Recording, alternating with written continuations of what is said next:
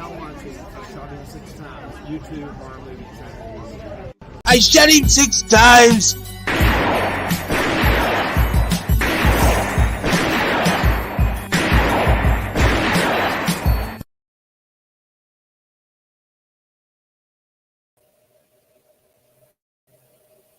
Aloha, everyone. How is everybody doing today? Welcome to episode 5 of I Shot Him 6 Times horror podcast. How you guys doing today? As you know, I'm your host and creator of the YouTube channel, Marcus. Hope everybody's having a blessed day. It's not too bad of a day out here in Pennsylvania, here in the Eastern time. It's actually a pretty nice day outside. But instead of being outside, I'm in here giving you guys content, doing episode 5 of the podcast because I want to talk some Exorcist 2023. So do me a favor, shoot that like button if you haven't already. If you are a new viewer coming across the stream, join the community, shoot that subscribe button as well as that notification bell so you get all the latest content updates to the channel.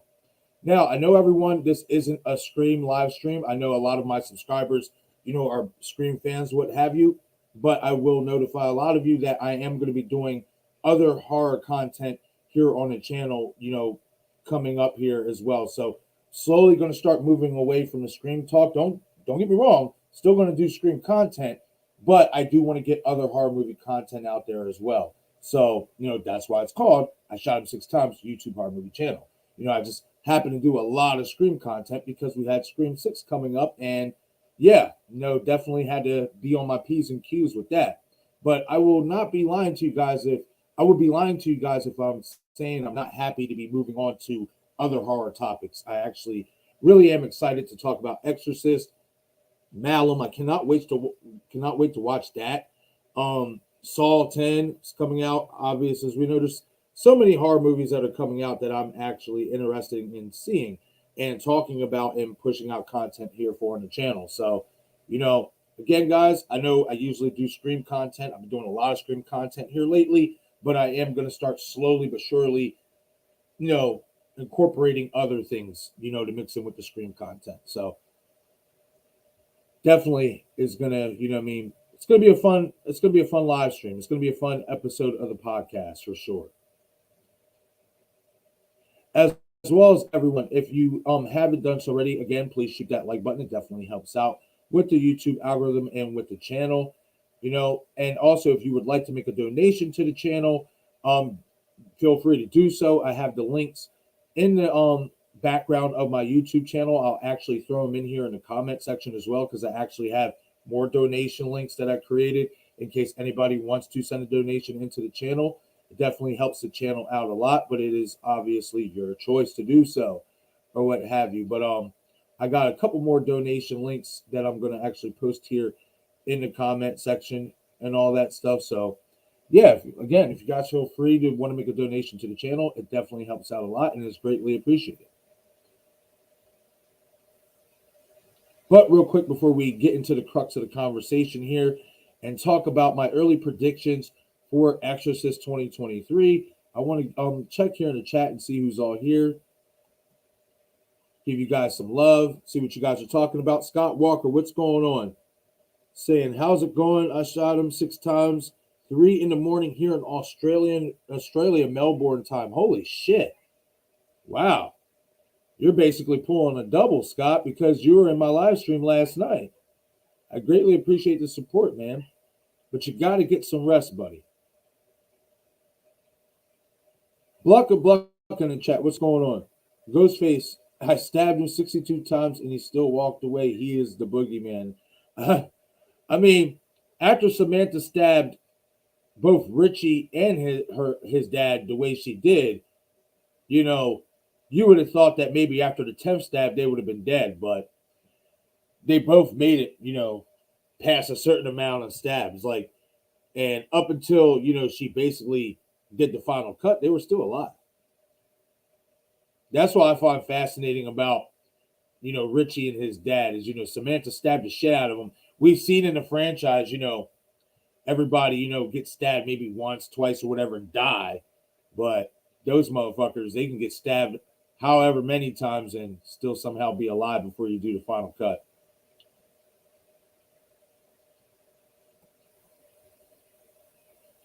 Blucker says, I just think, what can Exorcist offer us that there are any other possession film isn't already offering us at this point? Feels like a film destined to be meh. I mean, I guess it depends on how you look at it. You can look at it from that way. I look at it as, okay, we got Reagan back, we got Linda Blair, we got the mother back, we got Ellen Burstyn back as her mother.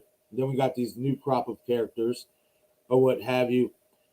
I think they can get a little different with it. I think they can actually incorporate some things from the TV show that might actually work to their benefit.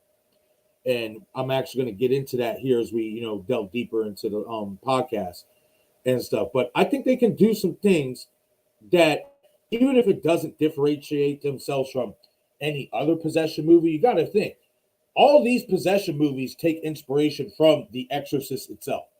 You know what I mean? So, if anything, it's all these other. What do all these other possession movies have to offer that Exorcist didn't give us to begin with?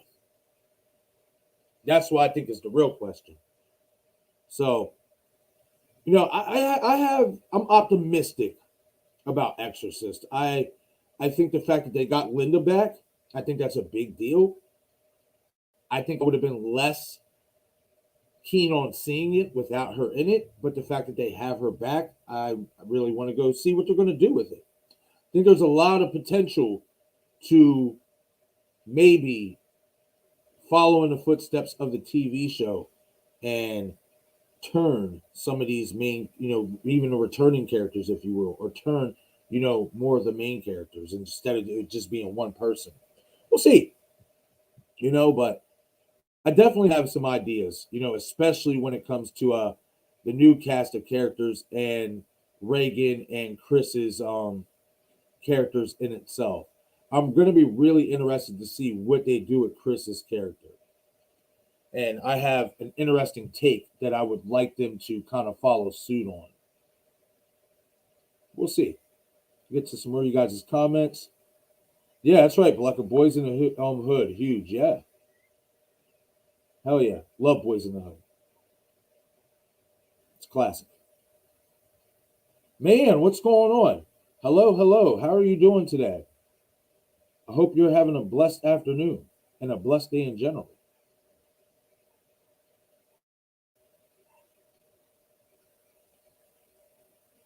No, Scott. That's something I'm gonna have to see what's up. See what's up with it. I'm not gonna lie. The only real werewolf movie that I've ever been a fan of is Silver Bullet. That's it. I'd be completely honest. That is like the only werewolf movie I could ever get into was that film. Everything else, like American, Werewolf in Paris or London, wherever they call it, I tried to enjoy them, and I just really couldn't. I don't know. Didn't have a Corey Haim or, Gary Busey, Megan Follows in it, I guess. I really like Silver Bullet. To me personally, people will disagree with this, but I think that that's the greatest werewolf movie to ever be made. That's just my take on it. Love Silver Bullet. So underrated, in my opinion. Mayanne says Scott Walker doesn't sleep. Yeah, apparently.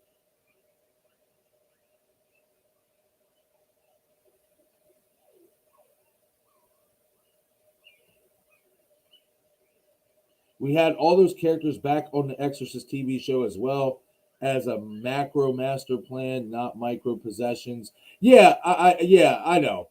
And I actually enjoyed the first season of the Exorcist TV show because of what they did, with the characters of, with the character of Reagan McNeil and all that stuff. I actually enjoyed that.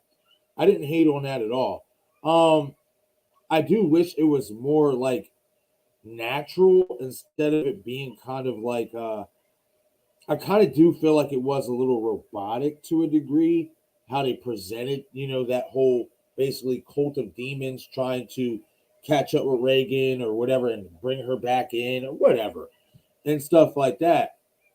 However, there is just there's certain things I feel like if you can do it the right way and make it less robotic, I think you can do it in this one.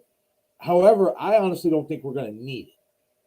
You know what I mean? I don't think we're going to need it to a degree. I just kind of want to see them do something in terms of following in the TV show to where you see the turn, but instead of just seeing the turn and what it does to her, you get to see her actually in action. You know, I really enjoyed that in the TV show. I thought it was something different, especially for the Reagan McNeil character. And come on, Gina Davis?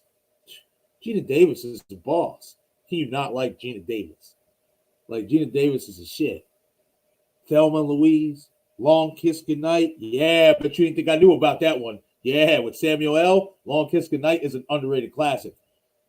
Charlie fucking Baltimore, baby.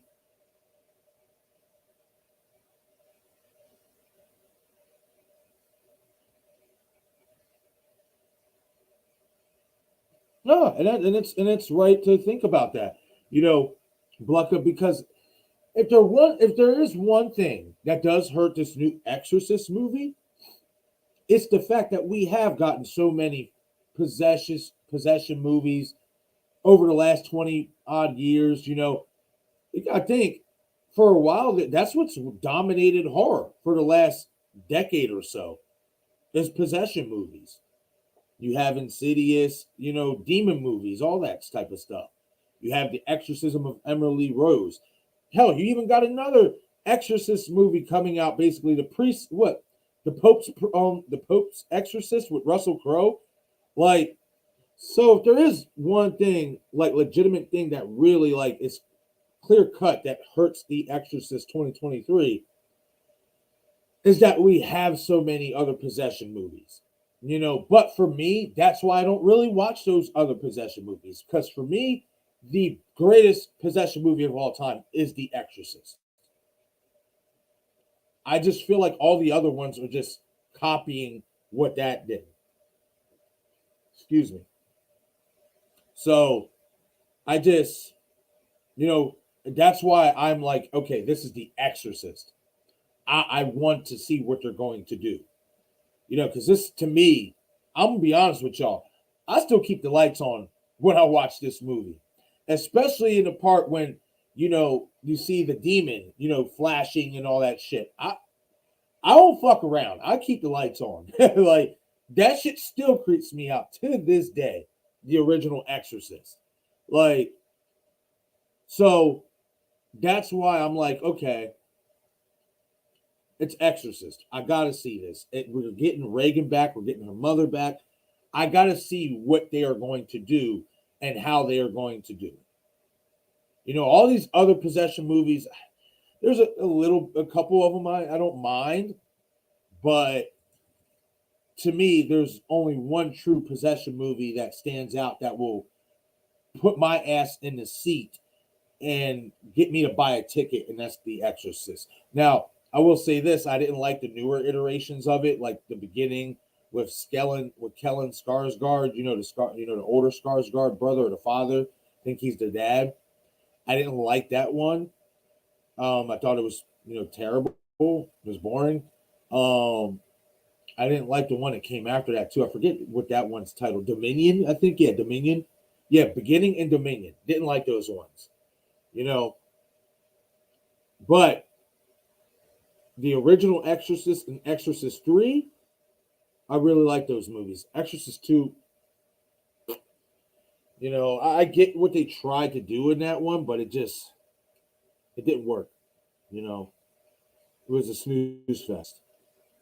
And you can make that case about the original Exorcist because of the deep storytelling and how long the movie went. But me personally, I didn't find it boring because of the storytelling. And because you see the drama slowly starting to unfold within their world. That's why I don't find the original Exorcist to be boring at all.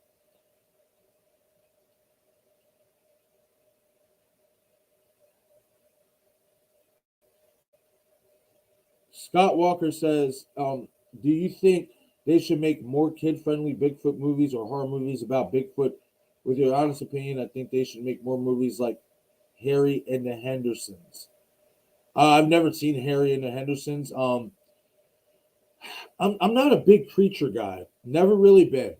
You know, there's a couple of them that I can get down to, you know what I mean, and stuff, but never really been big on the creature side of horror. It just never really did anything for me. You know, that never really scared me. I get it. You know, you could say, oh, you know, in real life, you mean to tell me if you've seen this big ass Bigfoot motherfucker coming at you, you wouldn't be afraid. I mean, I would to a degree, but I wouldn't treat it any different, the situation any different than somebody in a mask with a knife. They just don't do it for me. They don't scare me. You know, especially in films. Like they just don't do nothing for me. You know, it's just like, and I was having this conversation the other day about Rob Zombie's Halloween. What they did wrong with Michael was make him too fucking big. And the reason why I said that is because what's scarier? And let's really be honest here. You're going to easily be intimidated by a guy who's 7 feet tall, 300 fucking pounds. You're going to be intimidated by that guy, especially if he's got a mask on and he's coming at you with a knife. And even if you shoot him, it's not doing nothing. Of course, you're going to be easily intimidated just on the sheer size of that person alone. What makes it scarier is when Michael Myers is my size, maybe anywhere between 5 feet 10 and 6 feet 1, 6 feet 2 roughly, maybe an even 200 pounds, with the strength of a guy who is 300 pounds or bigger. That's scarier to me. That's, you know, what's more intimidating to me. You know, those big creature type motherfuckers, they don't intimidate me. They don't really. You know, it's just because it's so easy to be intimidated by the sheer size of that. You know what I mean? Of that creature or whatever, or that even human being. You know what I mean? Just to see, you know, if somebody's way bigger than you, there's going to be some intimidation factor in it. You know, so that's why I don't really, for me, I don't really do the creature movies. I don't. I know a couple people actually asked me recently, you know, oh, you know, watch the latest Godzilla movie or whatever and stuff, and I'm just like, dude, I don't get into that, man. I don't. They don't. They don't fascinate me. They don't. They're, like, if I wanted to watch creatures, I'm gonna put it this way: if I wanted to watch animatronically made creatures stomp on a city or whatever, I'd watch Power Rangers. I'd rather watch Power Rangers for all that. Like, I'll be honest.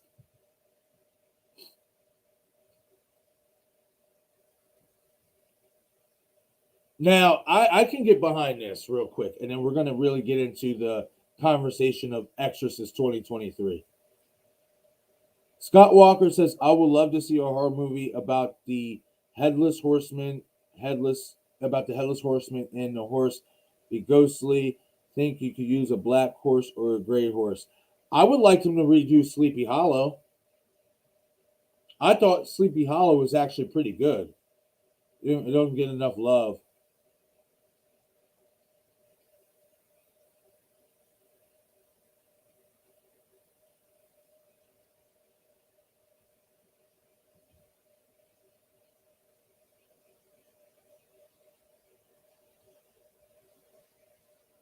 Oh, come on.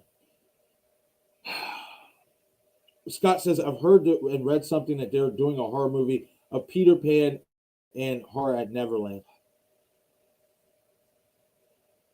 I get the efforts to try to find new ways to bring horror movies in, but you don't have to fucking go to Winnie the Pooh route every time now and bring these, you know, classic, you know, childhood characters and turn them into horror villains. Like, who's going to be the killer? Fucking Tooth Fairy or whatever her name is, Tinkerbell? She's going to be fucking flying around with her little pixie dust and it's going to kill everybody? I don't know how I feel about that one.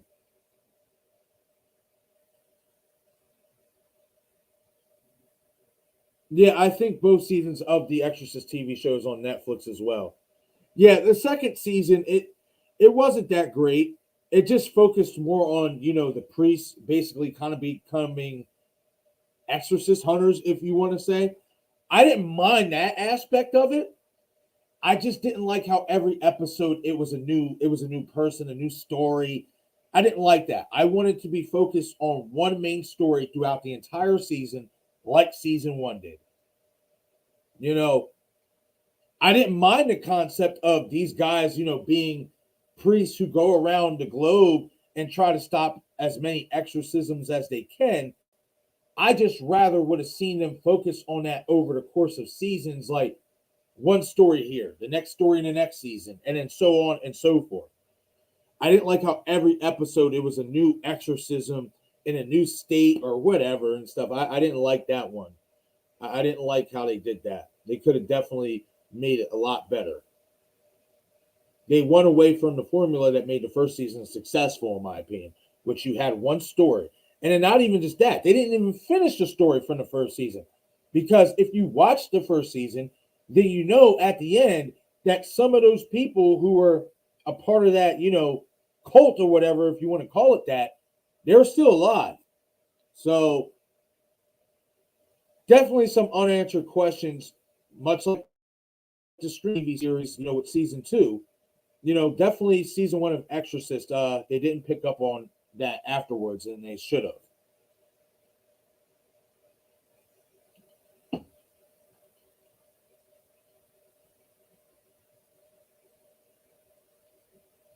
Michael Joe in the chat. What's going on, Michael? I hope you're having a great day.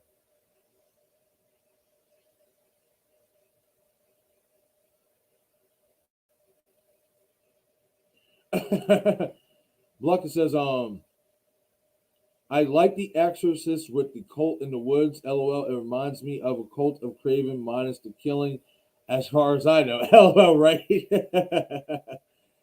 I mean, yeah, we don't. The only thing killing wise we do here is kill content on YouTube. That's what we do. That's about it. Mayanne says, I recently joined a watch party on here to watch a Turkish movie called Satan. Okay. I like how that's spelled. It's different. It was shot by the same as the American version, but more low budget. Huh. That is interesting. It's kind of like with Malum. If you guys haven't heard of that movie Malum, it is a remake, a reimagining of the 2014 low budget film Last Ship. Actually talked about it, I think, at the beginning of the stream yesterday a little bit. Somebody asked me, what other horror movies in 2023 I would like to check out, and that's up there right now for me is Malum. I definitely want to watch that. But that's what's up, man. So did you like it? What did you feel about it? Oh, wait. So are you saying that this Turkish movie called Satan is basically a Turkish remake of The Exorcist? Let me know if that's what you mean, man.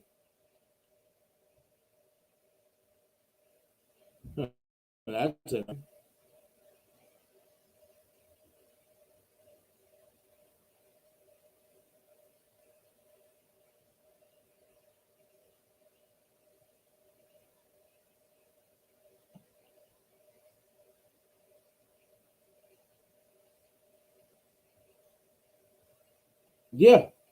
Yeah, Scott. Scott says, I've seen The Exorcist 1 or 2 years ago on Foxtel. I was only a little kid, vaguely remember it that well, but I do remember watching both of them, and I was very young. Yeah, definitely at least get definitely try to peep out season one. Season two, I mean, if you want to watch it, go for it. It just season one ties into the movie, to the original movie. So that's why I say watch season one.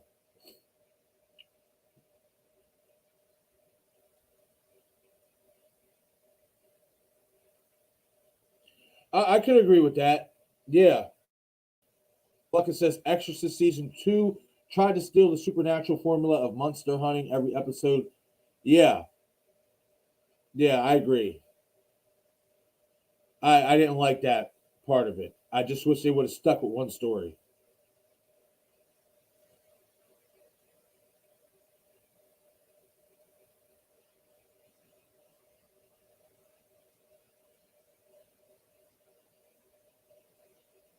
Okay, so Mayanne says, yeah, Satan. Put up here. Yeah, I like Satan. It's The Exorcist, and I watched it with Ocean Chick and Exorcist review here on YouTube. It was pretty good in Turkish with subtitles. Oh, okay. Okay. Nice. I'm gonna check that out. Put those links in the channel, in the comment section. But okay, everyone, we're about to get into it here with this Exorcist 2023. And the first thing I do want to talk about is David Gordon Green being the director and the man at the helm for this film. And I'll be honest, after what I'm not going to let Halloween Ends dictate what I feel about David Gordon Green as a creator, because we got two good Halloween films out of that trilogy. Ends is what it is, at this point. I'm not going to rant about it and get into it anymore, all that. However, I'm not going to let that one bad movie change my perception on what I feel about David Gordon Green as a director. I think he's a pretty damn good director. I think he's good at what he does. And I give him credit for taking shots and trying to be creative, even if it doesn't work to his advantage or work for some people's perception or point of view. I give him credit for trying to be different and trying to be creative and trying to give us something in terms of, even if it's a little bit wacky and bullshit, he's trying to give us something new, which is you can't say that for a lot of creators. There's a lot of recycling that goes on with movies and directing and all that stuff. I am really optimistic for David Gordon Green doing this film because of that creativity that he likes to try to incorporate with his films. I think there's a lot of ways he can, especially visually,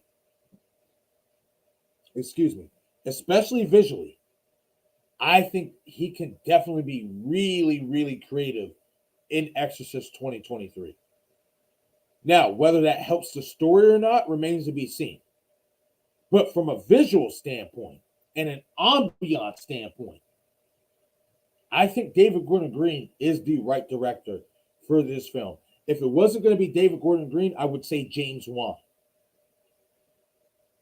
because we know how good he is. You could throw that fucking guy in damn near any type of horror genre, and it's a hit. But David Gordon Green, I think he'll be able to exercise some of his creative genius in ways we've probably never seen before, especially from a visual aspect.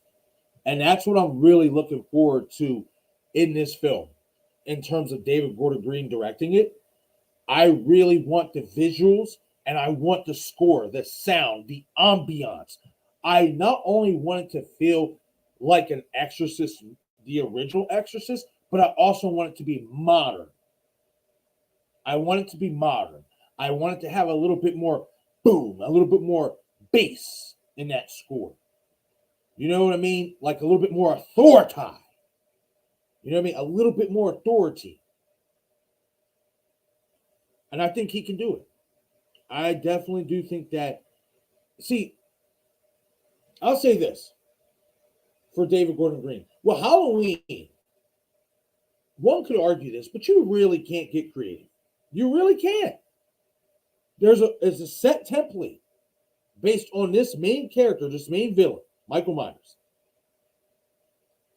And when you try to get different outside of that realm, especially while adding that, like he did with Halloween Ends, adding the villain to that realm of trying to get different, it makes things convoluted, in my opinion.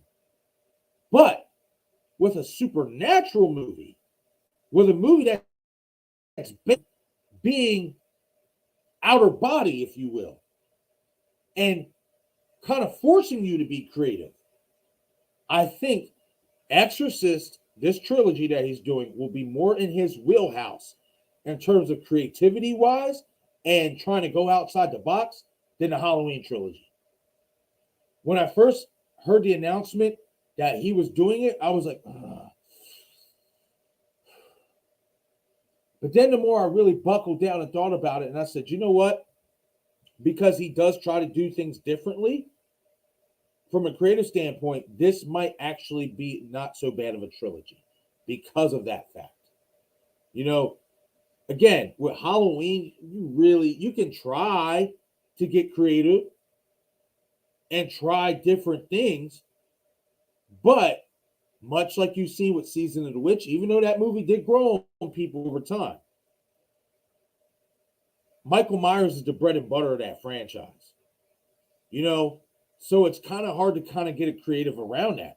With The Exorcist, you can explore the possibility of other people outside of our main returning characters in Reagan and Chris McNeil being haunted and dealing with the same thing they went through in the original. You have that creative ability to be able to jump bodies, if you will. You don't need to worry about one set villain because the devil can creep into anybody.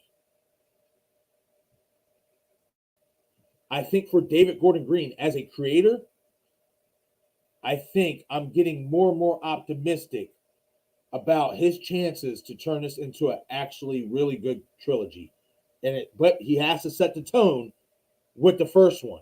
If this one doesn't set the tone, and most importantly, doesn't make no money, I don't think the trilogy will get completed. But I'm optimistic about it. And I think by getting Linda Blair back, I definitely do think that that's going to help financially. It's going to put some asses in the seats.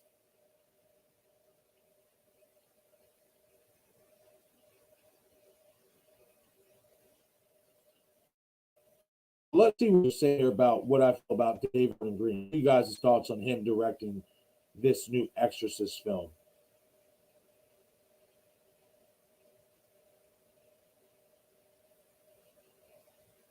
Blucker says, I like the Exorcist recreation and scary movie too. I think everybody likes that.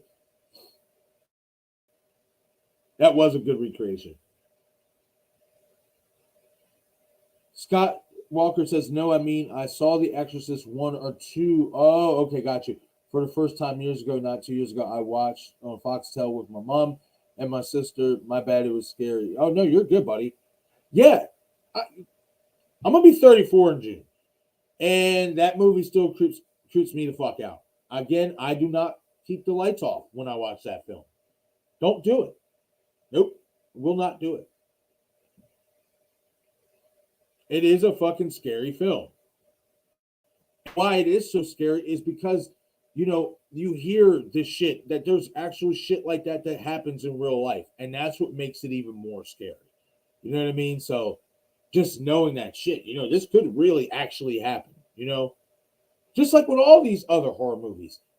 But I think it's something to be said when it's got to deal with spiritual and possession. I think it's a different level of horror in that regard.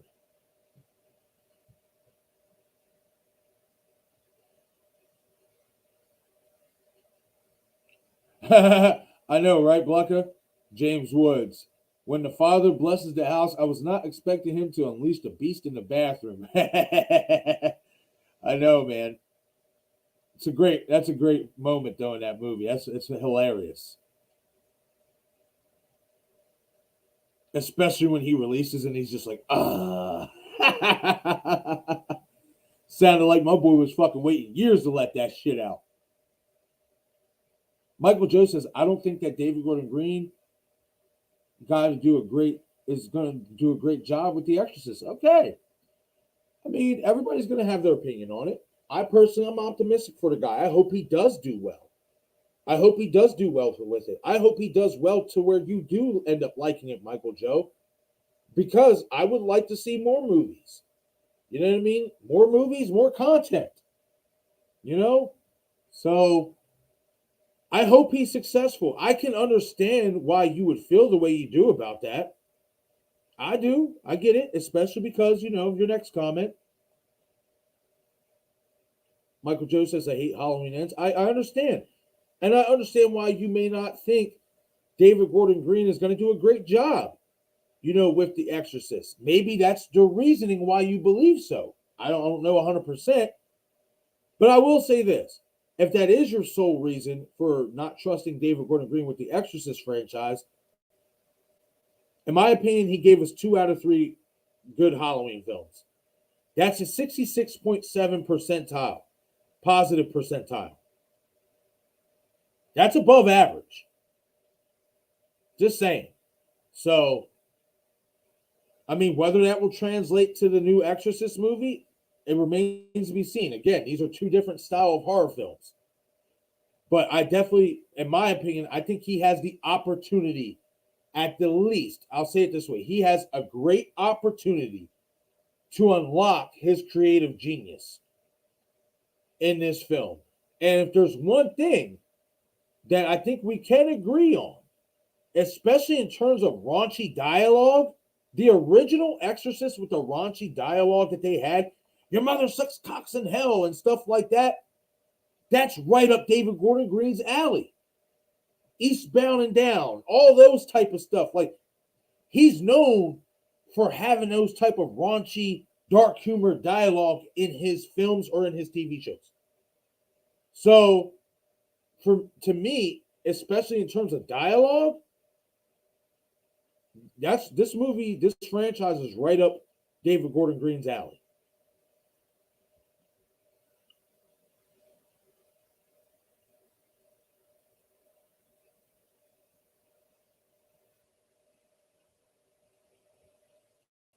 That's interesting. Okay, so give me 1 second before I read this comment. I'm actually going to make a quick adjustment real quick.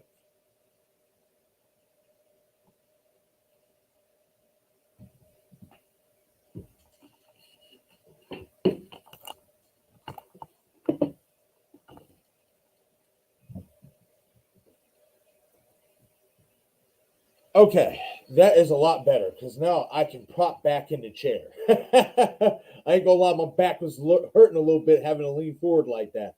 But yeah. So Bluckett says, I am hearing rumors Disney is looking to buy out James Wan for their horror universe.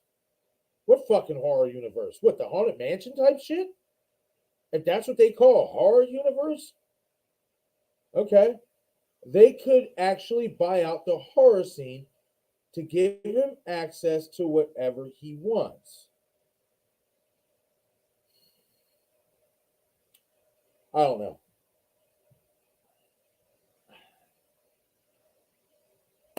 I don't know. I don't think James should do it, and I don't think he will. What horror universe do they have? I don't know nothing about a Disney horrorverse. Like, I'm sorry. What, Haunted Mansion and those type of movies? That ain't horror. That's spooky kid stuff for comedy. That's PG shit. No.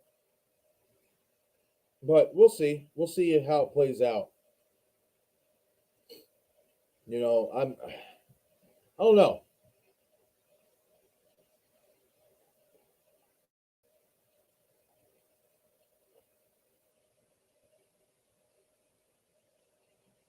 Man says, I really hope they don't mess it up. I'm hoping the new Exorcist does what Evil Dead 2013 did for that franchise. Revamp it and make it exciting again. I'm right there with you, man. Right there with you 100%. That's what I'm hoping for this too. And I think the fact that, and this is, something to be said too.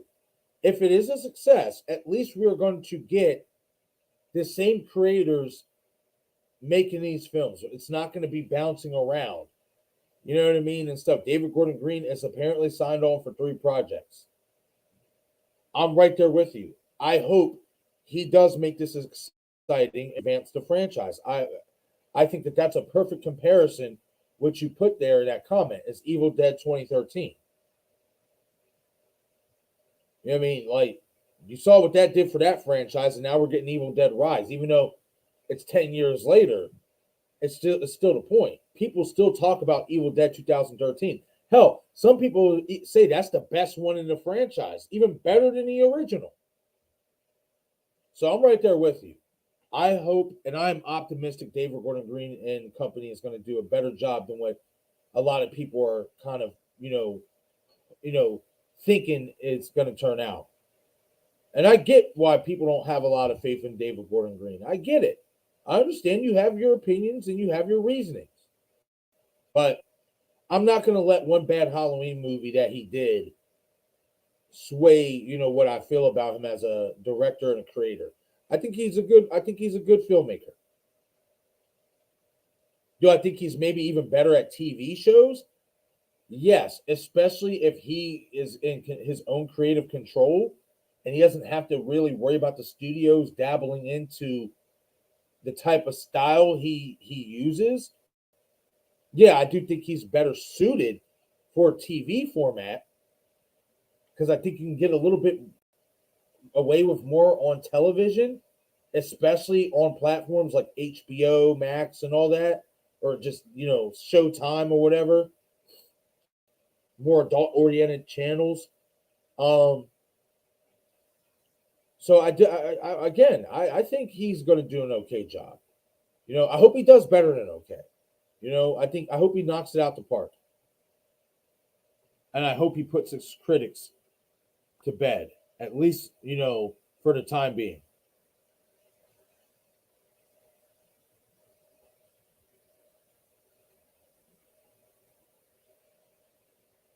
Plucker says, I think Evil Dead Rise is the best chance you may have for that, man. Hey, we'll see. Excuse me. October 13th is when Exorcist is released, so we'll see.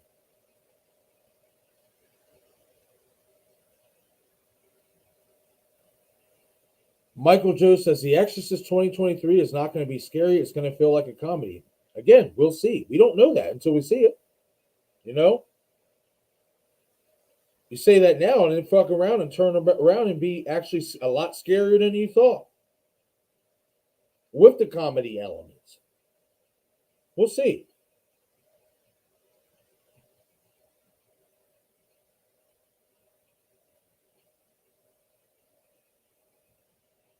Bluckett says, I feel like Exorcist 2023 is going to be very tame. I don't know if you meant to say lame or whatnot, but if you mean tame, like I would like to think, like you think it's going to be held back. Like you don't think they're going to be able to do what they want to do.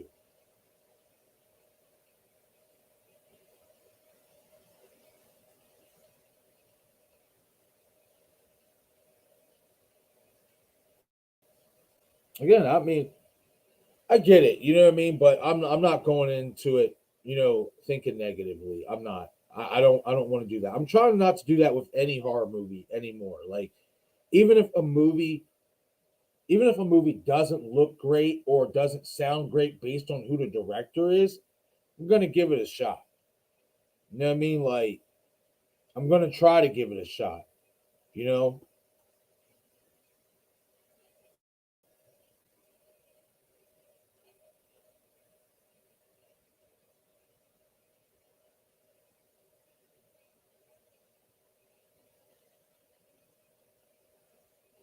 Well, see, at the same time, though, that's where you're kind of wrong, because, and I say this from as a person with experience, who actually, who does go to these horror conventions and stuff like that, you will be surprised how many newer generation, and I'm not talking about in their early 20s or not, like I'm talking about in their teens. You'll be surprised how many young folks from the new generation actually know these old school characters. You'll be surprised. There's actually a lot more new generation people that know about the old school than you think. Even I had to learn that.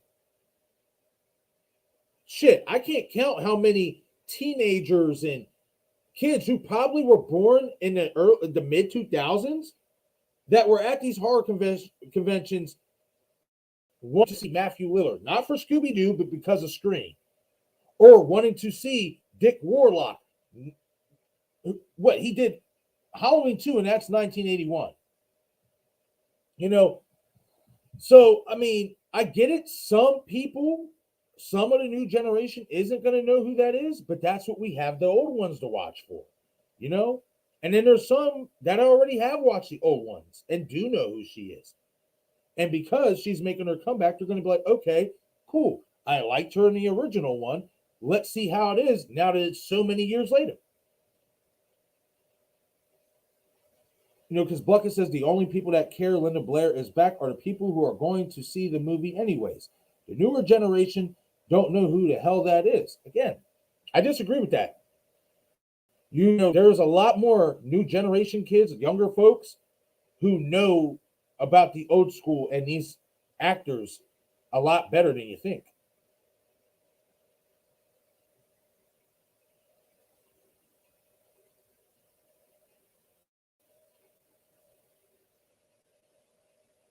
Hell, my niece is going to be, if I'm not mistaken, 6 or 7 this year. She's going to be, I want to say, 6. I want to say she's going to be 6 or whatever. She knows all the Chucky movies. That's her favorite. 6 years old. She knows who Chucky is. She knows who Brad Dourif is.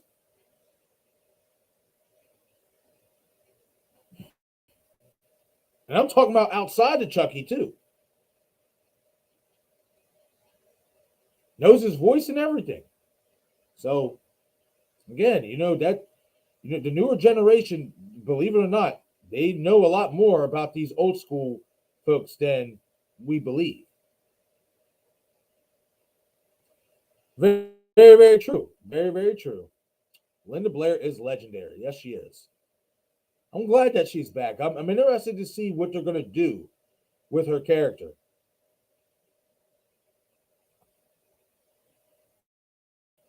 My Chunky Jordy, what's going on, Gina? I'm glad that you can make it to the stream. I saw your comment last night in last night's stream that it was a little bit too late for you and stuff. I'm glad that I can, be going live during the day right now so you can catch it.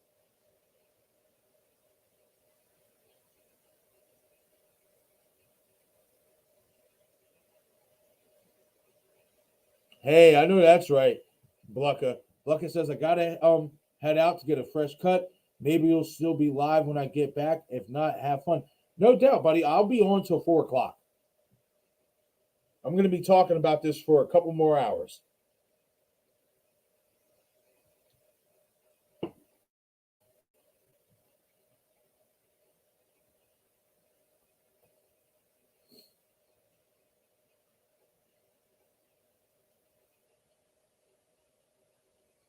Scott Walker says, if you ask my opinion, Scream 5 is 100% better than Halloween's. Oh, yeah.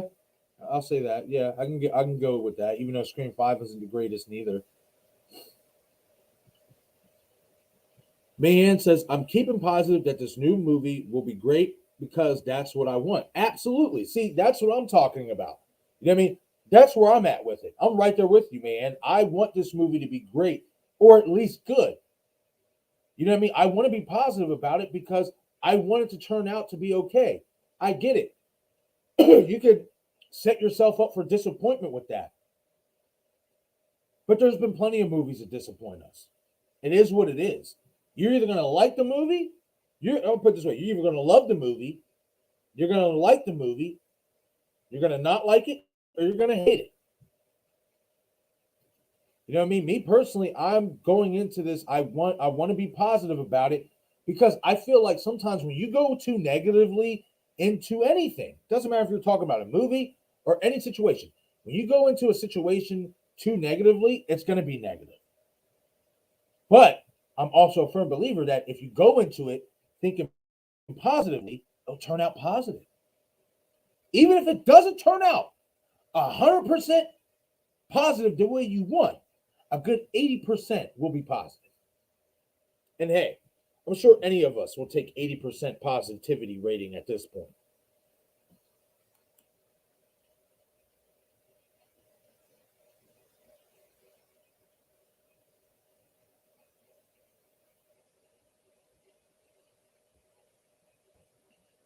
Gina says, I finally watched Halloween. Well, I finally watched Halloween when I was 4, but I was allowed to watch Exorcist. Nope, not till I was 10. And mom told me about the beds and the bees. And the birds and the bees. Sorry, I read that wrong. Now I need to get glasses. I do. Kind of a little blurry seeing some of these comments. I'm not even going to lie. But yeah, I mean, those scenes in the original Exorcist were pretty intense. And I can understand why your mom might have not wanted you to watch that, because think about it. The story was about a mother who's having to watch her daughter go through this exorcism and this possession, and her daughter is turning into the devil and she's spitting out green shake and her head is spinning, the whole way around, and she's flying and shit. She's, levitating. She's rude. She's vulgar. Like, I can understand maybe why your mom didn't want you watching that movie, Gina. I get it. I understand. Or at least to an age where she thought you were suitable to watch it and understand it. I get it. Okay. So we talked about David Gordon Green and, being positive about him being able to exercise his creative genius in this film, especially from my point of view, from a visual and an ambiance standpoint. Now, let's move on to the return of our franchise characters before we talk about the new characters that are going to be coming on into the franchise. And I'm actually going to end up sharing my screen, to show you guys some of the new characters, just in case you guys don't know, who's on this cast list or whatnot. So I'm definitely going to share that here in a second. But let's get into it with the McNeils, the returns of franchise icons Ellen Burstyn and Linda Blair. Okay. Let's first start off with Chris McNeil, Ellen Burstyn, the mother. Let's first start off with that. I was shocked when I heard that they got her to come back for this film. Didn't expect that at all. I've seen Ellen Burstyn was still kicking and going strong because she's been on a few episodes of Law and Order Organized Crime. Yes, that is my shit. I do watch that show. She plays Elliot Stabler's mother. So I knew she was still acting. I just didn't think she would want to come back for an Exorcist movie. But we got her back. And I think her character, again, guys, this is early predictions and, part of the podcast, just me giving my early predictions and thoughts. We don't have a lot of information on the film. This is just me spitballing, from what I'd like to see. You know what I mean? And stuff. I think the Chris McNeil character is going to play somewhat of a kind of like a Laurie Strode to a degree. One could say, oh, what that would be for Reagan. No, I'm going to actually say that would be for Chris McNeil's character, because she was the one who had to endure watching her daughter go through that. So she knows how it feels from a parent's perspective. Whoever this new parent is that's going to be going through this, with this new exorcism, she can relate to that. And she can offer some insight. What's going to be interesting, in my opinion, is what if they turned Chris McNeil into a priest? What if after the event of the original made her turn to religion and turn to being a priest to want to help other victims that might come across, the same thing that her daughter went through? Now, I don't think that's what's going to happen. I'm just throwing that idea out there. But I'm not going to lie to you guys. What I would like to see, personally, I'd like to see the devil get inside of Chris. Because the reason why I say that is, let's really be honest here. It's not a shot at Ellen Burstyn. You know what I mean? But she is getting up there. She's up there. She is old. Do you really expect her to be back for 2 more films? Again, David Gordon Green is signed on for 3 films. This is supposed to be a trilogy. Not saying she's not going to make it, but the chances, especially given her advanced age, are slim. They are very, very slim. So you have to ask yourself the question, well, if she's coming back, is she just coming back as just a motivational character? Yeah, sure. You can say that. But at the same time, why bring this character back to not do something epic with her? See, that's where I'm going with it. I want to see her get possessed because her daughter already went through it. We already seen Reagan go through it. I want to see her go through it. I hate to say that, but I want to see it go into her for the simple fact is, in so many ways, subliminally, in the original, because, it was fucking with her mind mentally and stuff, watching her daughter go through that. I think to prevent somebody else trying to go through the same thing, that's how that you can make that happen. Kind of like when at the end, Father Karras, damn it, come into me. Basically, he sacrificed himself for Reagan. I'd like to see that happen with Chris McNeil in Exorcist 2023. I think it would be too easy and too predictable if you did that with Reagan. Too predictable. Especially being that if you watch the TV show, then you know that they turned her back into the devil in that TV show as well.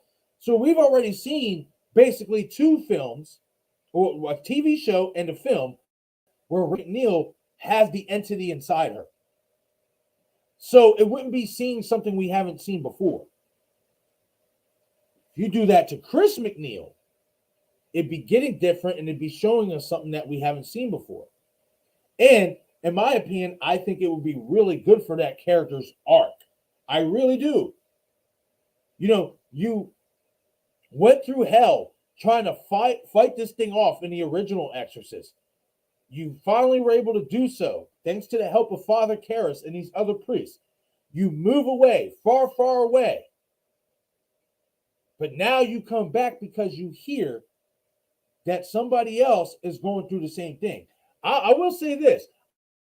I wonder if Karras' new family are living in that house. That just came to my mind. I wonder if they're going to be living in the McNeil's old house. So, again, guys, I personally, y'all probably thinking, man, Marcus is a sick son of a bitch.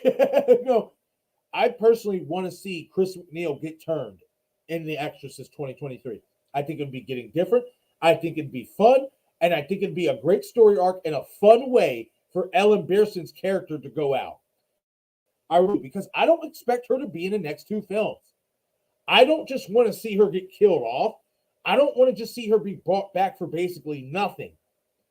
I don't want to see her just to be brought back to just be that motivational character. I want to see her get turned. I do. Because she's the only one we didn't see get turned. Out of the main characters, the pastors, the daughter, and herself, she is the only one who did not get turned in the original Exorcist and in the TV show. Hashtag it. Write it down. Hashtag turn Chris McNeil. I'm telling y'all, it's got to happen. I would love to see that for her character arc. Would love to see that. What do you guys feel about that? What do you guys feel about Ellen Bearson's character in Exorcist 2023 potentially being possessed by the devil? And do you think that that could be like the ending of the movie? Could we see her do what Father Karras do and eject herself from a window or something, or kill herself to ensure that the demon doesn't get to nobody else? And she basically consumes it. What do y'all feel about that in the chat? I would love to hear that. I would love to see Chris McNeil get turned. That would be so, man, what? Man, I would love it. You talk about a story arc, full circle. Morte buena. I'm telling y'all, like, I would love to see that. Okay, let me get these links here for the donations in the chat. I still haven't done that yet.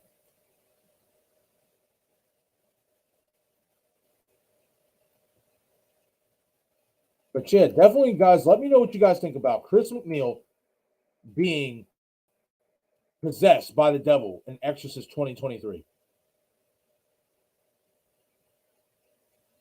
That's what I want to see.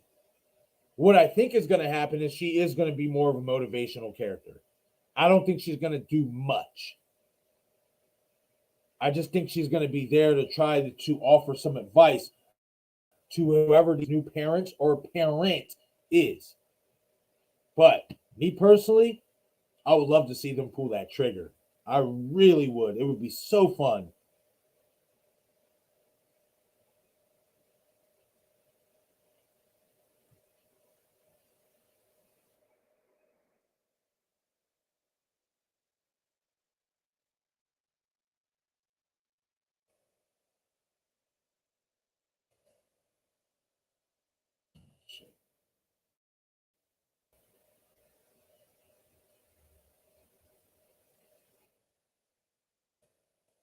Give me 1 second, y'all, and then we're going to resume with this conversation. I'm going to check you guys' comments.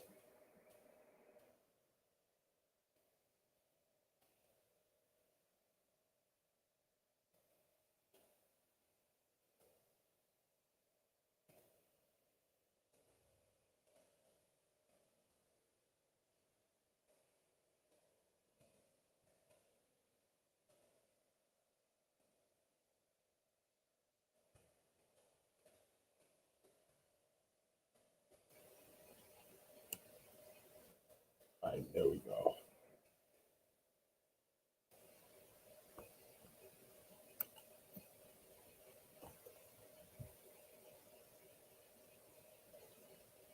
Yeah. Okay, so real quick, let me go back in some of these comments.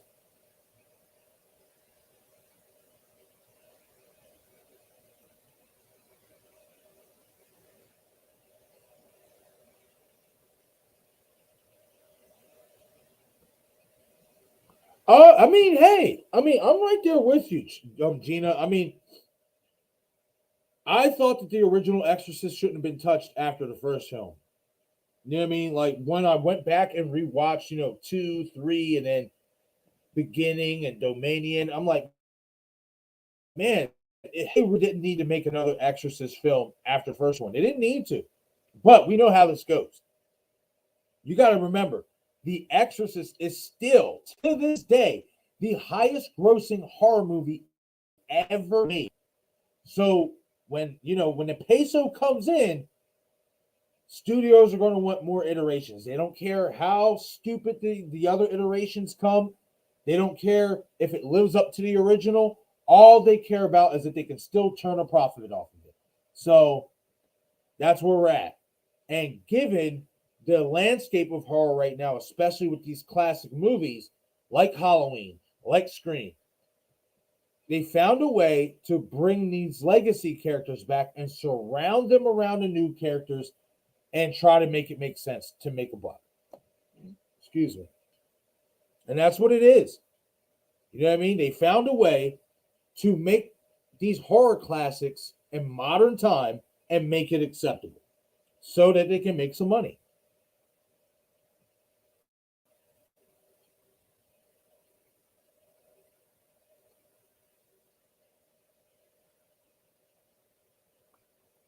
It's unfortunate to be that way, but it's just, unfortunately how it is.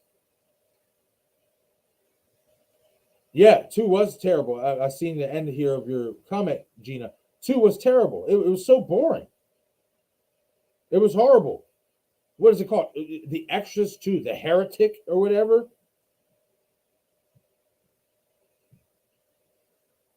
3 was good.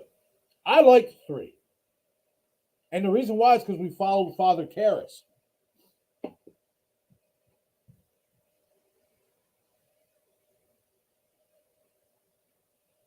I liked 3. I thought, now that I'm talking about it, I actually think 3 should have been the direct sequel to the original. That would have made way more sense.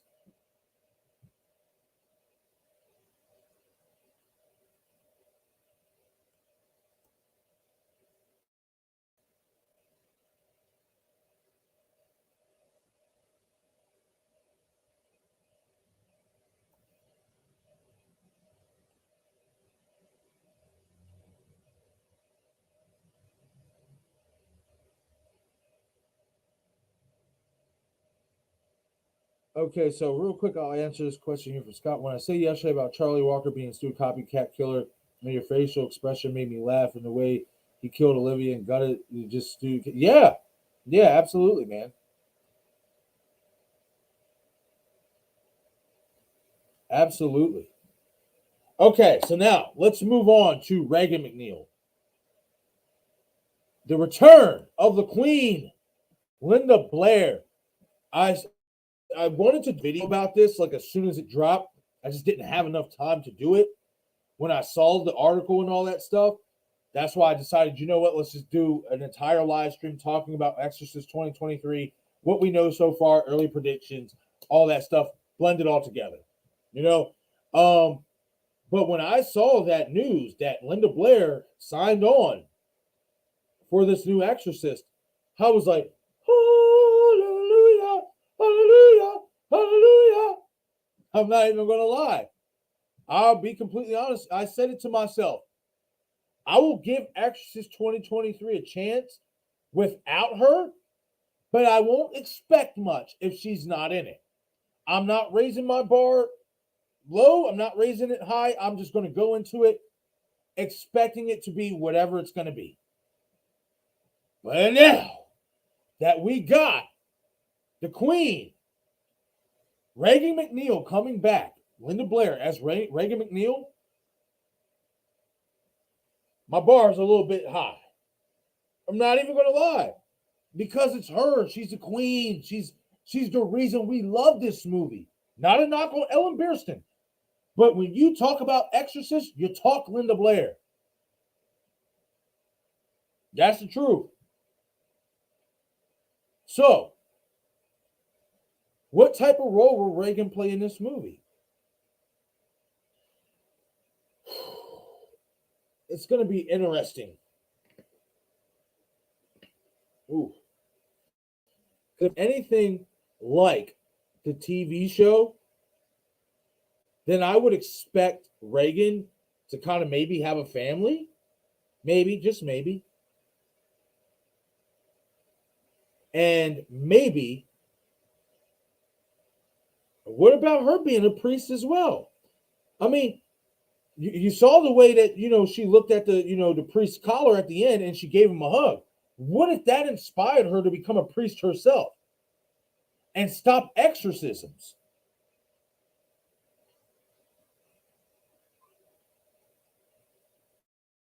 I wouldn't mind that at all.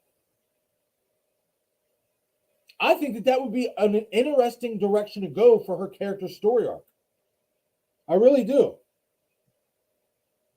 Reagan McNeil comes back as a fucking priest. I shouldn't say it like that, but you know what I mean?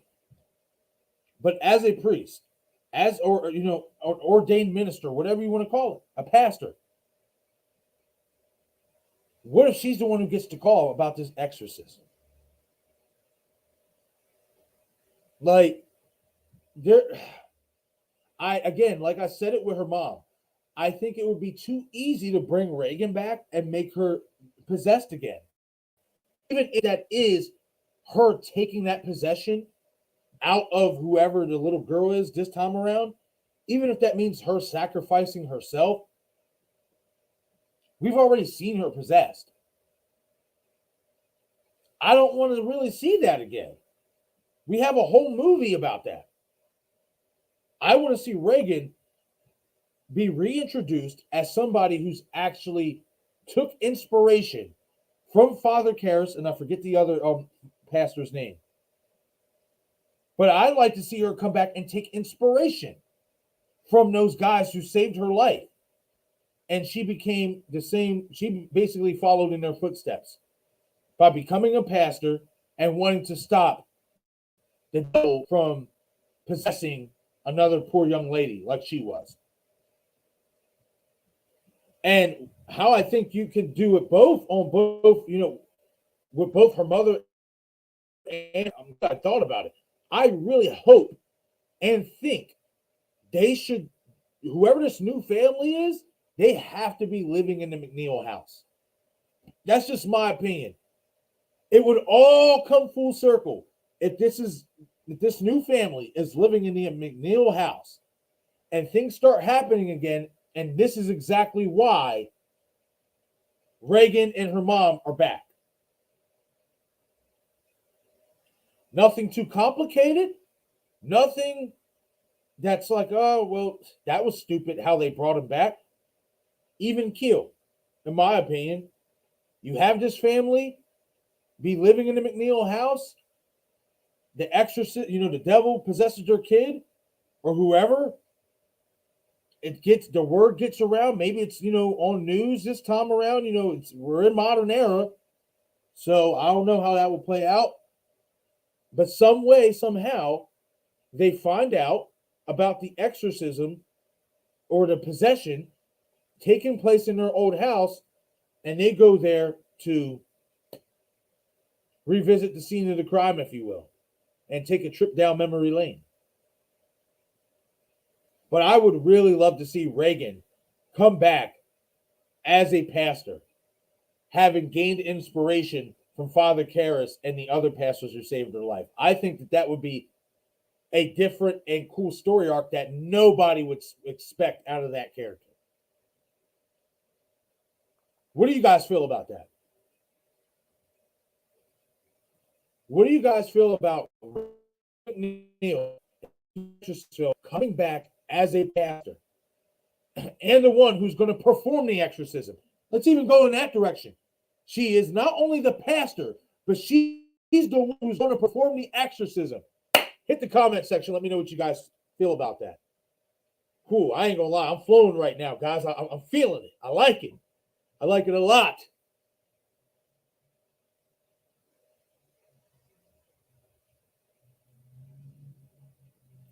Hey, Scott. All right, buddy. Yeah, definitely get some rest, man. I know it's late over there and stuff like that. So definitely get some rest, and we will definitely talk soon.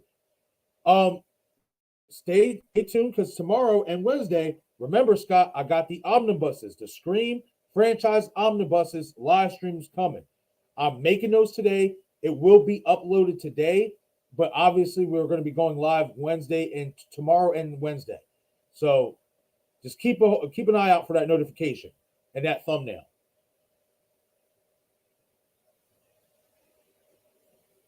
Man says I only like the first Exorcist. Hey, I mean, that's understandable. Me personally, I liked 1 and 3. I thought 3 should have been number 2 because we got that direct tie-in to Father Karras, and he's alive.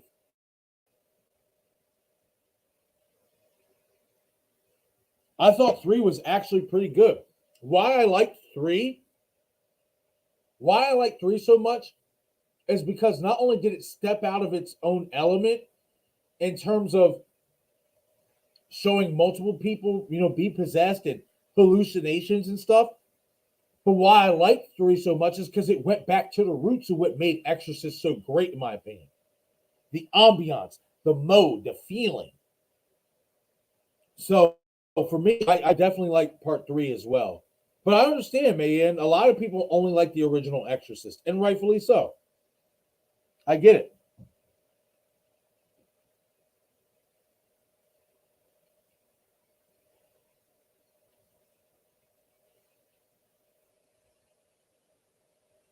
Gina says, oh, hold on real quick before I read that comment. I just seen this comment by Gina.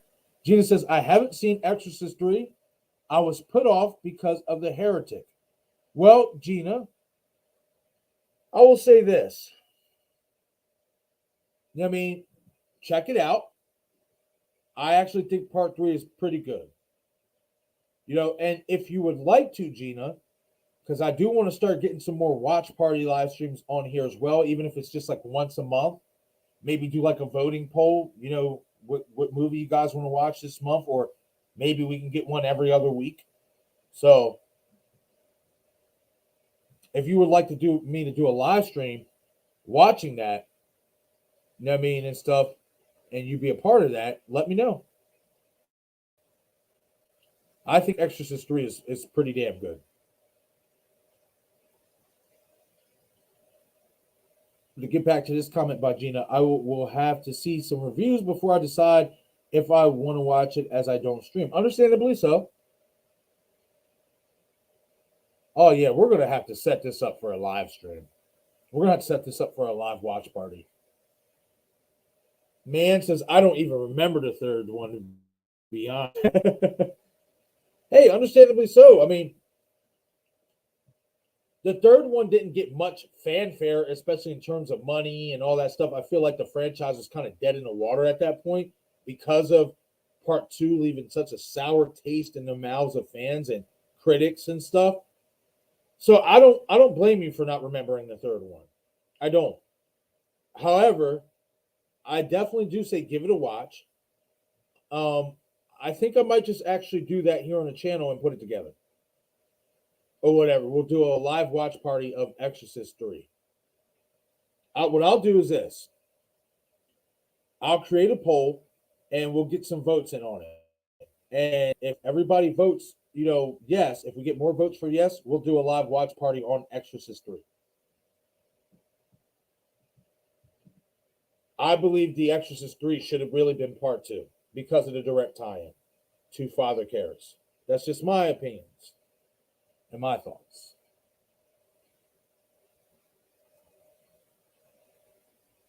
What's going on, Denisha? Thank you for stuff. You're having a great day.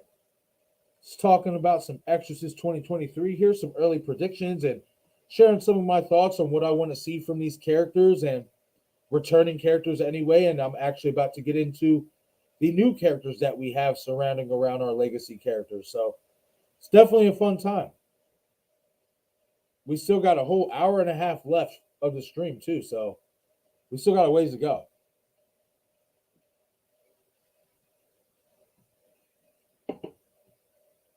Okay, man.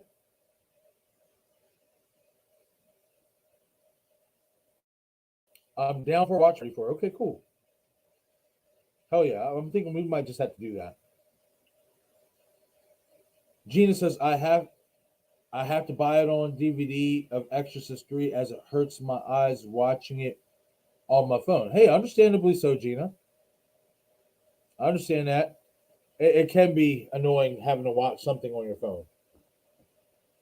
I know a lot of us do it a lot, especially with watching videos and stuff. But when you're trying to watch a movie on your phone, it can be a little annoying and taxing on the eyes for sure.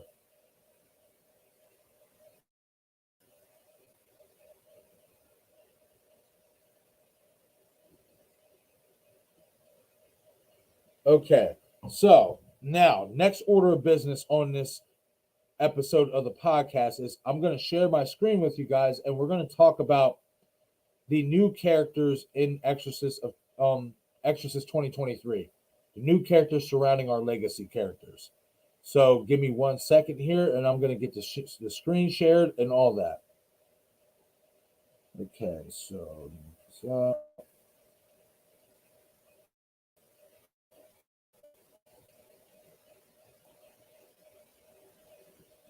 now we're going to be going off the Google cast list because I've tried looking up on IMDb and they only have literally like 2 or 3 actors' names on the cast list. So now keep in mind, I'm pretty sure this is subject to change. I don't think that's 100% the entire cast is going to be there.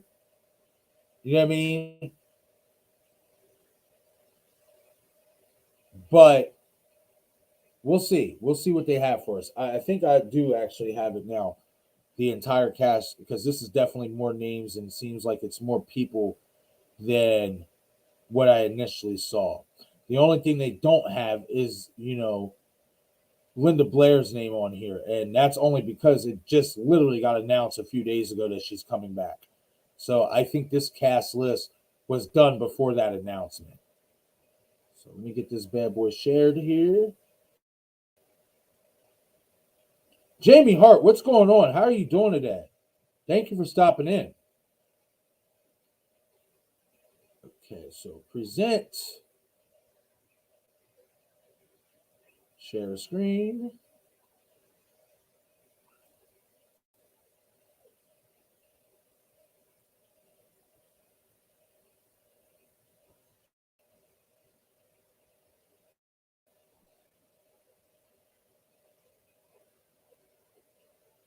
Boop, boop, there we go.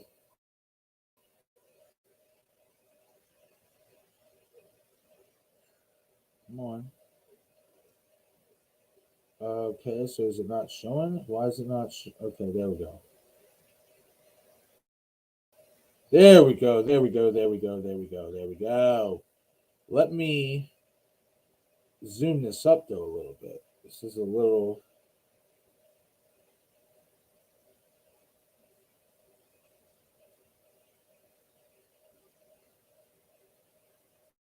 Let me try to zoom it in.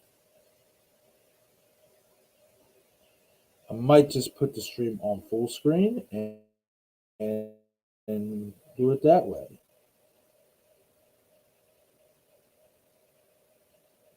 There we go.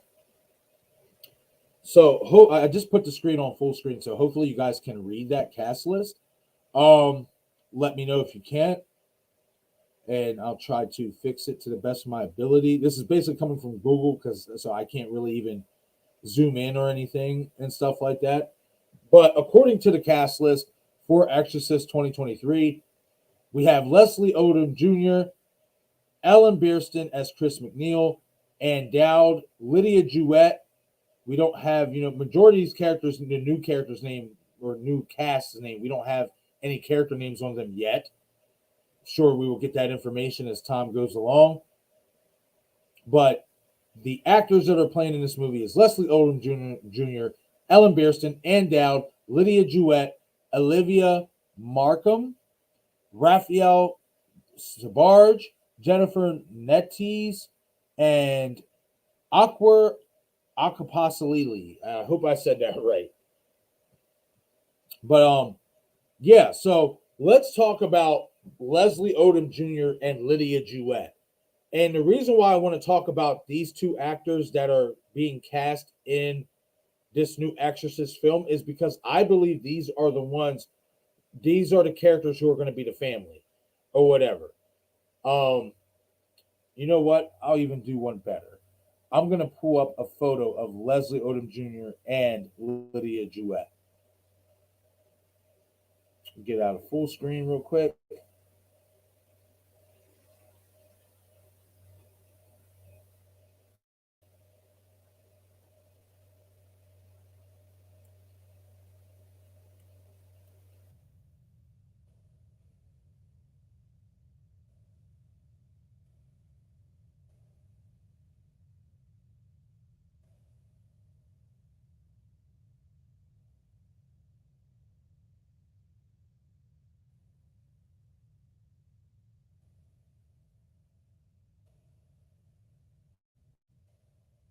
There we go.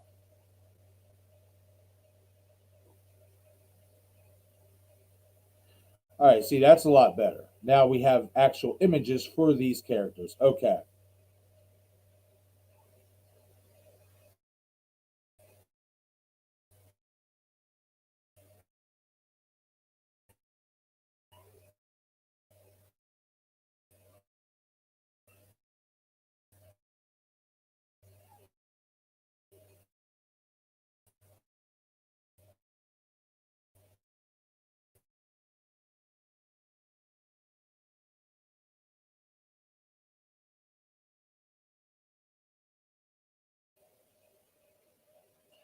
Okay, so we're going to stop sharing that because it's going through a lag issue or whatnot. It's kind of making the stream a little messy and stuff like that. But yeah, I'm a little bit upset with that because I definitely wanted to get to the point what I was talking about with these characters. But okay, so Lydia is playing the young lady who I assume is going to be the one who's going to be possessed. And Leslie Odom Jr., I'm assuming so far, just speculation, that he's going to be her father. And this is the new family that we're going to be dealing with, in terms of going through the possession. And I think it's going to be interesting to see if that is the case. I don't see why you would bring Lydia Jewett, this young girl, in if you weren't going to have her be the one who's mainly possessed, kind of like Reagan, in the original. I feel like she is going to be the Reagan, of this new iteration of Exorcist. And I think Leslie Odom Jr. is going to be playing her father, a la the new Chris McNeil, in this iteration. And as more information comes out, it's going to be interesting to see if I'm right about that and to see exactly what's the backstory on these characters.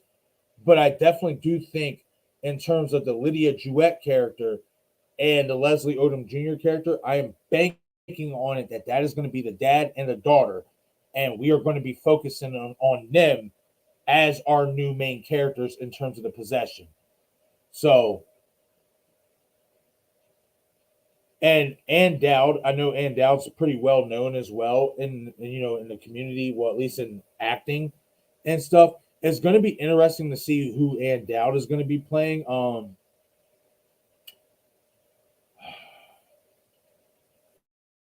Man, I can't put my thumb on who. Maybe Ann Dowd will actually be playing a nun or a pastor herself. I actually did see some photos of her. I think she actually played a nun before. So it wouldn't surprise me if Ann Dowd would be playing a nun in this new Exorcist film. It's going to be interesting to see how these new casting characters, what characters are going to be playing. But I definitely do think that Leslie Odom Jr. and Lydia Jewett are going to be our main protagonists in this film. They are going to be the family that we are going to be following.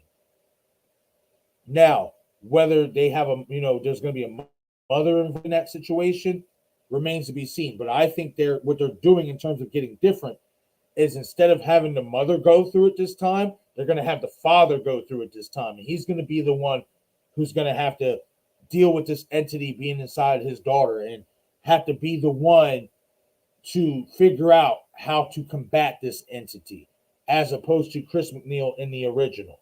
I think that's what they're trying to do in terms of getting different. They're going to focus the shift. They're going to shift the focus on the father. This is going to be his story. You know what I mean? And what he's going through and stuff like that. And is going to be the father of Lydia Jewett in this movie. And again, what I hope is that they are living in the old McNeil house. I think it would really make everything full circle and all that stuff.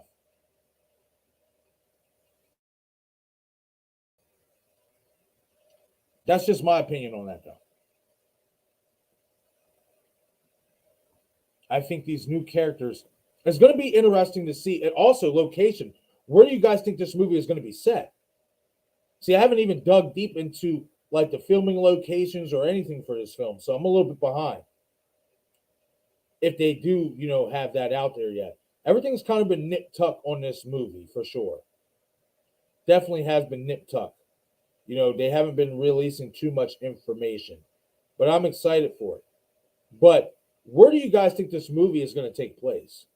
Let me know what you guys think about that.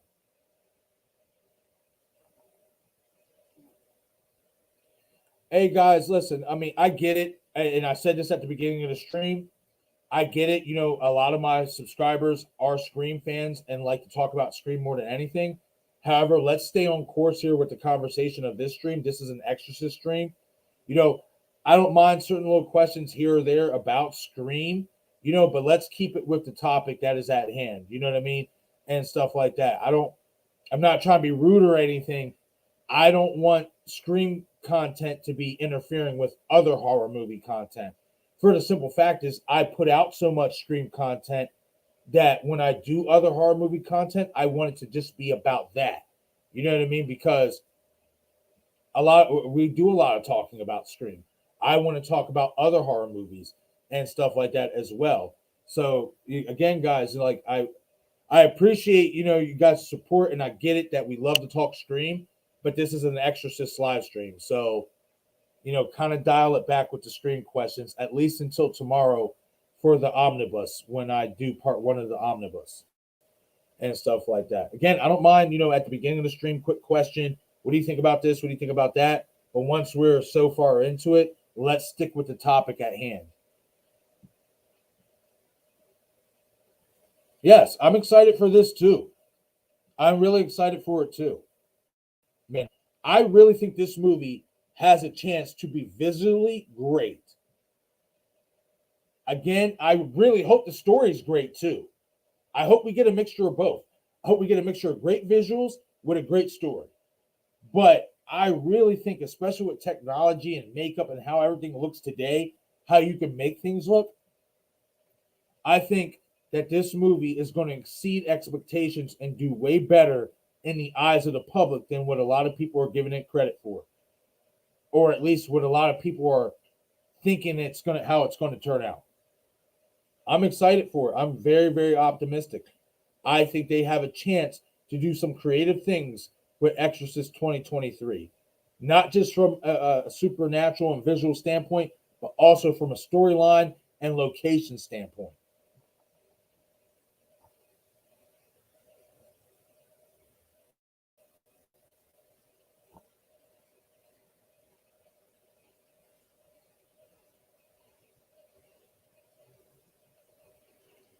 Right.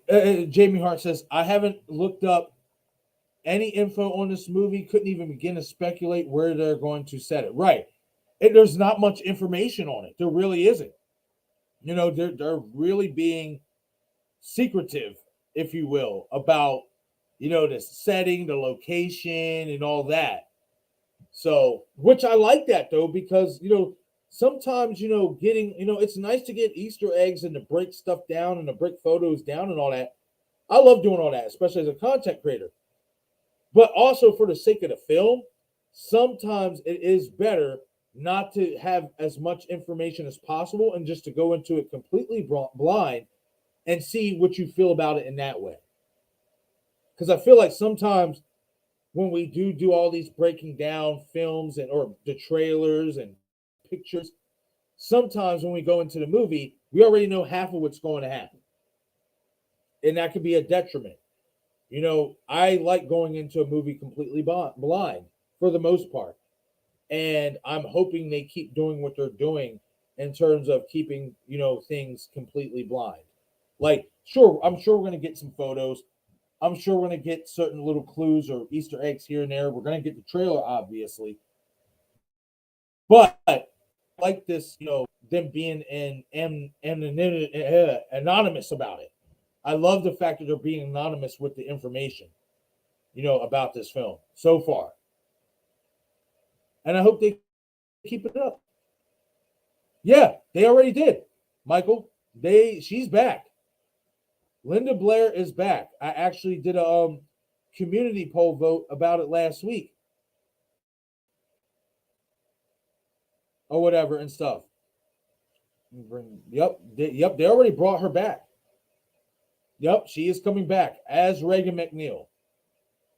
That's honestly the main reason why I did this live stream, because I'm like, holy shit, they got the queen back. They got her back. We have to talk about this. Even if it's early predictions and we don't have much info on the movie, you know how we do. We can speculate and theorize. We can make up our own ideas as for what we want to see out of these characters and what direction they're going to go.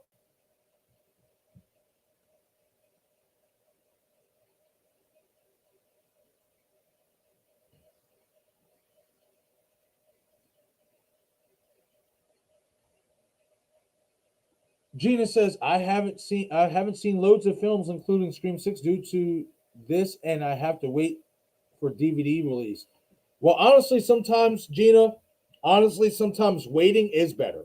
Honestly. Sometimes waiting is better. It really is.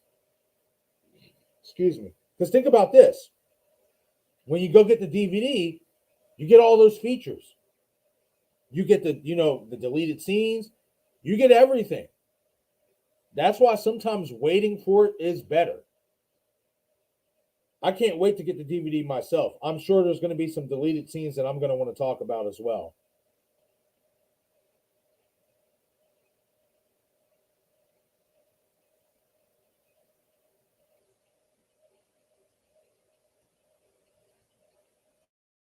What's up, Melissa? Thank you for joining the chat. I hope you're having a great day.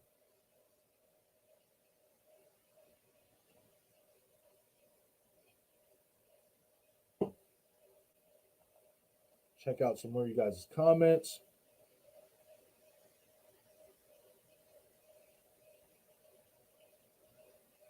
Oh, I can tell you what changed your mind, Jamie. Just give me 1 second real quick because I got to go get my charger for the laptop.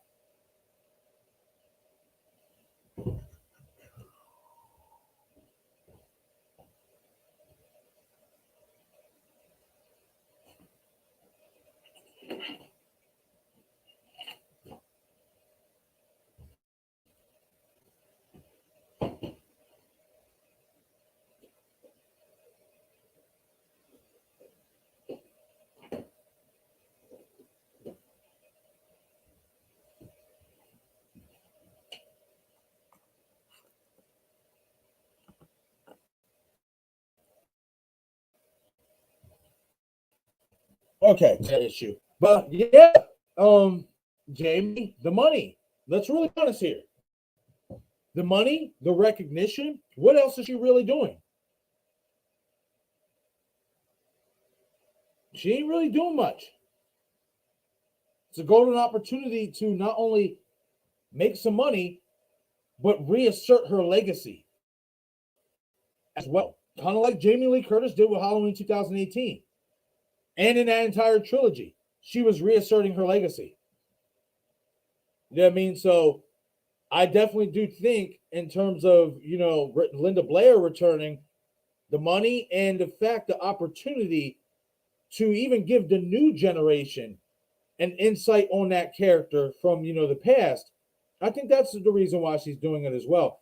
I haven't seen an article of her like commenting on it. I just know that they announced that she's on board. So, of course, it's going to be interesting and fascinating to see what she has to say when she gets asked that question. Why would you come back to this franchise? But it's going to be interesting. I'm excited for her to be back. I'm happy she's coming back.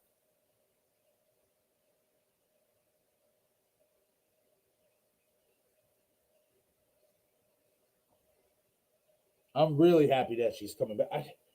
I didn't see how you could do this movie without her.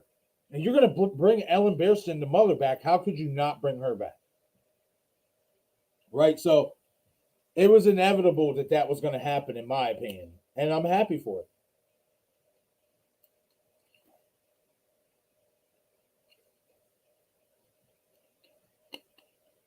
So let me ask you guys this. Would you guys want to see this new family living in the McNeil's old house? Where do you guys want this film to take place? Where do you guys want this setting to be located at?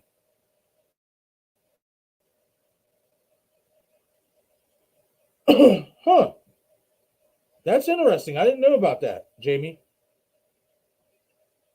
Linda Blair works with animals now. She's been asked many times about coming back, and she's usually pretty rude about it. I have a friend who had a very bad experience meeting her. Oh, wow.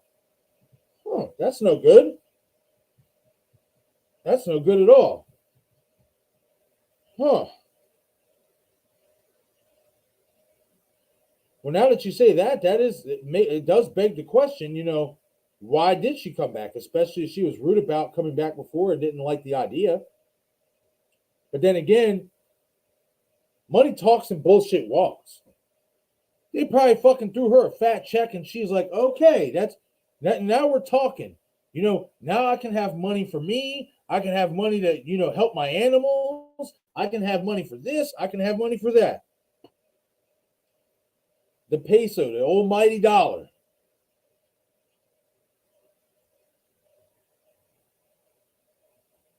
But that's interesting though. And I'm sorry about your friend going through that experience. That shit sucks. That's no fun. I remember Destin was telling me about him going to Texas Frightmare last year and seeing people were telling him actually that the guy who plays Leatherface in the newer Texas Chainsaw Massacre, that basically people were telling him, hey, like, we like you as Leatherface, we just didn't like the movie. And apparently he was like real nasty and rude with them, like basically saying, if you didn't like the movie, you don't got to get an autograph from me, type stuff. Like, I don't understand why, what's the point in getting snippy? You know, just asking you a question, especially I'm a fan and I'm coming to pay money, to see you, you know. I can see if in Linda Blair's case, I can see if I was just some random Joe coming up to her with a microphone, bothering her and invading her space. That might be a little bit different. But if it's at a convention and stuff like that, and I'm paying to see you, I don't see why there's a need to get snippy and get ignorant and get smart with your fan base. So that's some bullshit. Excuse me.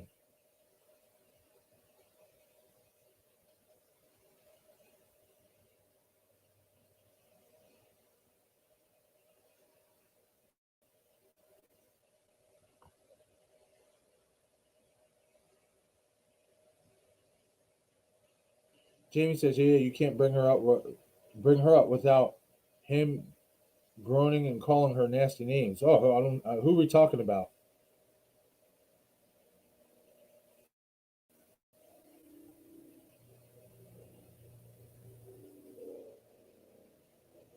Are you talking about like within the Exorcist movie?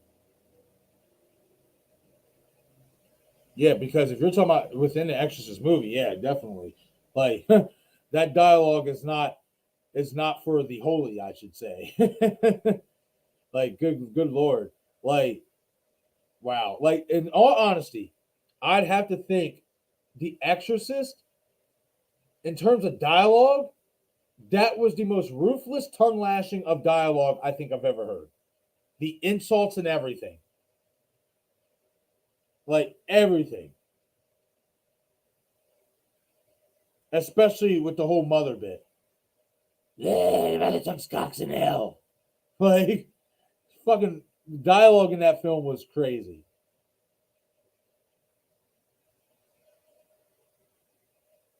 Oh no, Melissa. Yeah, there's more. There are more Exorcist movies. Um, we were just talking about it before you came in here. That I'm actually going to plan on doing a live stream for Exorcist 3. Because there's people. Mayanne didn't see Exorcist 3, didn't even know it existed. I think Gina didn't know it existed neither. Um, yeah, Exorcist 2 was booty. It was trash. I never, really, I can't explain it any better than that. It was just a terrible film. Exorcist 3 should have been part 2. It was good. I liked it. It was basically picking up after the father who was in the original, the pastor who was in the original. And then after that, Dominion and Beginning was terrible too. So really in 5 movies, they only had 2 good ones. So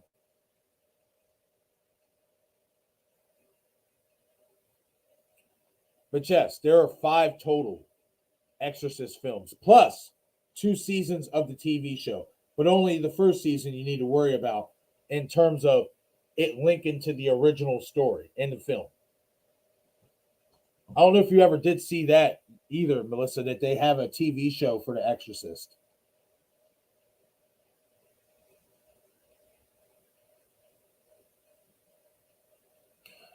Oh, okay. Okay. I see what you're saying now. Wow. So basically, she was. Hold on, let me read that other comment you said. Okay, yeah. So your friend. Okay. I get what you're saying now. So whenever basically somebody brings up Linda Blair and your friends around, he's like, oh, fuck her, fuck that, you know what I mean? I get it. I get it. It happens. You know what I mean? Like, well, especially if she was nasty to him and rude, you know, I don't blame him for having that, opinion or having some choice words about her or anybody, You treat people like shit. You can't expect to be treated like gold back. You got to be expected to get brought down in the doo-doo right along with them.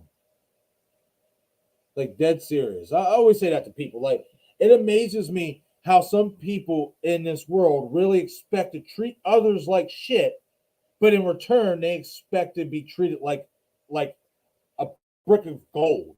I don't understand that logic or that line of thinking. Like, no, you treat people right, you'll get treated right. You treat me like shit, I'm gonna treat you like doo-doo too. Like, I can try to be a bigger person and not stoop to your level, but there's only so much I'm gonna take, especially if it comes to disrespect. I'm not gonna keep letting you disrespect me, especially if I'm trying to support you. No, it doesn't make any sense. Doesn't make any sense at all.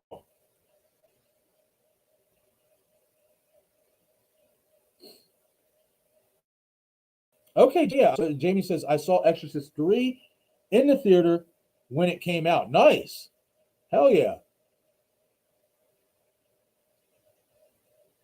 How was the theater experience? I only got to see it, on DVD and VHS. Oh, okay. So she said it was fantastic. Great. Hell yeah.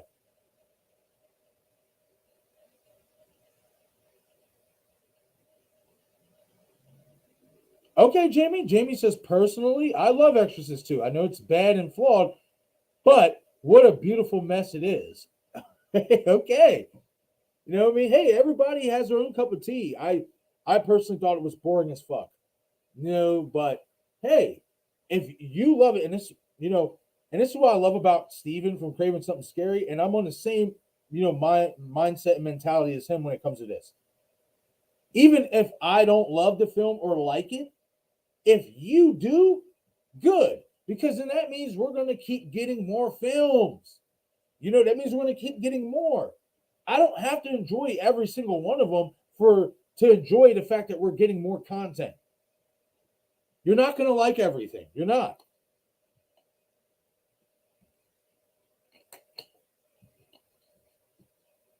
Melissa, wasn't Linda Blair in only one or two? You one and two? Yes. Very true. That is the original Amityville is a good one. That's something I'm going to have to dive into as well here on the channel in the near future. It's some Amityville horror. Yeah, the original Amityville was the shit. Even the one with Ryan Reynolds, the remake. I liked that. I like that one. Ryan Reynolds is a G. He really is. He's a boss. Any role you ask him to play.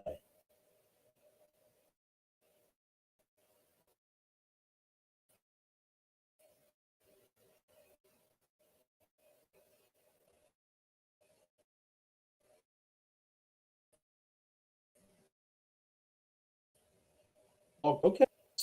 See, I never really got into the fall. I don't know. I don't know. It just didn't do much for me. It's just like the thing. I know I get crucified for that.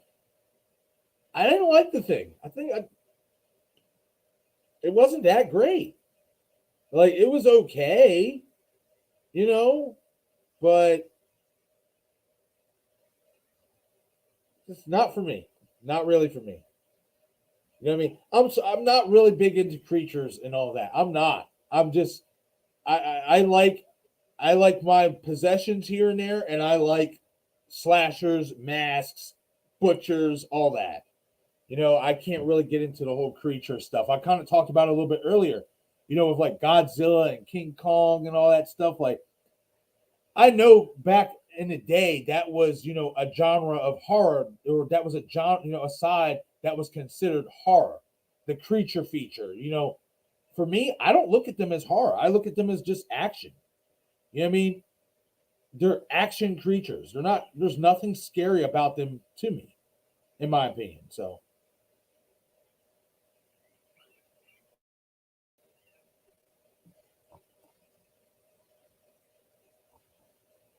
Yeah, it was.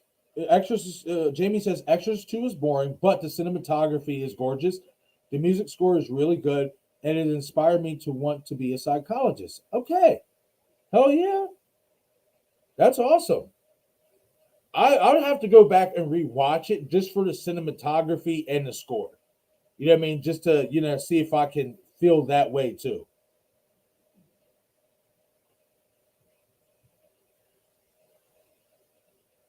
Ben Grimm is in the chat. What's going on, Ben? What? What? What? Yup. Had to do the Stone Cold real quick. What's going on, man? I'm sorry. Whenever I see what like that, I'm doing it. I'm sorry. I'm going there. I'm throwing the Stone Cold in. You cannot say what in my chat like that and not expect me to bust out the Stone Cold Steve Austin. It's got to happen.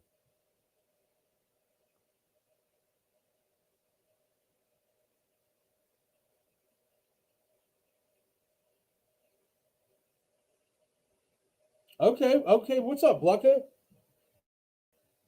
Back from your fresh cut, I see. Blucka says, finally, the Bluck has come back. Man, I give it to your barber, man. And whoever they are, they fast as hell. Shit. Like, damn. You got some speed.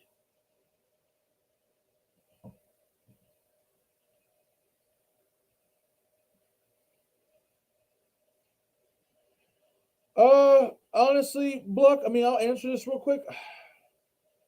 I hate it. I don't like it. I'd rather Vince would have left the company to Stephanie and Triple H.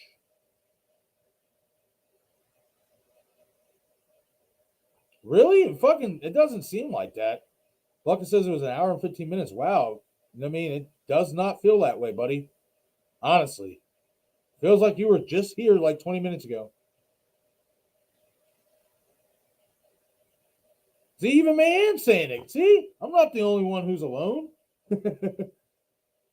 But yeah, Blucka, I'm just not a fan of it. I really wish that Vince would have put the trust in a Triple H and his daughter. Because I feel like Triple H, especially what he did with NXT initially, he proved that he can run that fucking company, man. But what can you do? What can you do?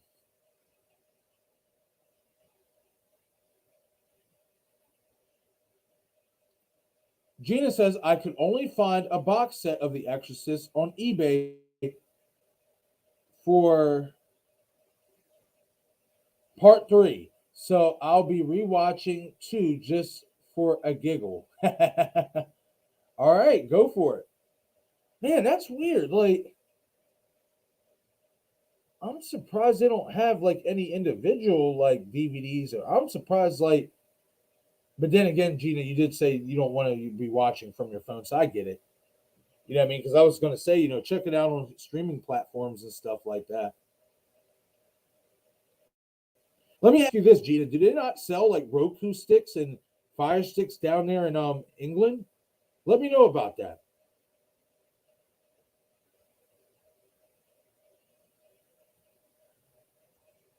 I would like to think they do. They should.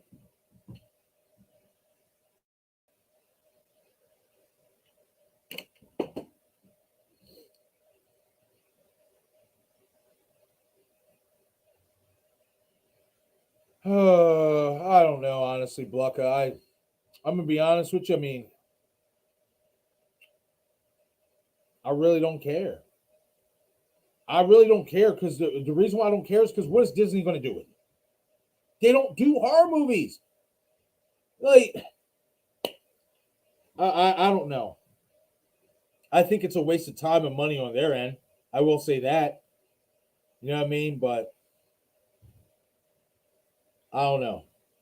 All I do know is that the original, the guy who was just running Disney, stepped down, and a guy who was initially running Disney before, he's back. And I know a lot of people like the fact that he's back. So I don't know, man. I couldn't call it. I have no idea.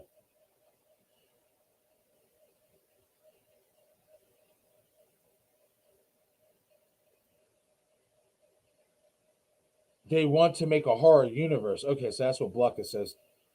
Well, why? There's no. I'm gonna just put it this way. They have never dabbled in horror before, really. Like from what I know.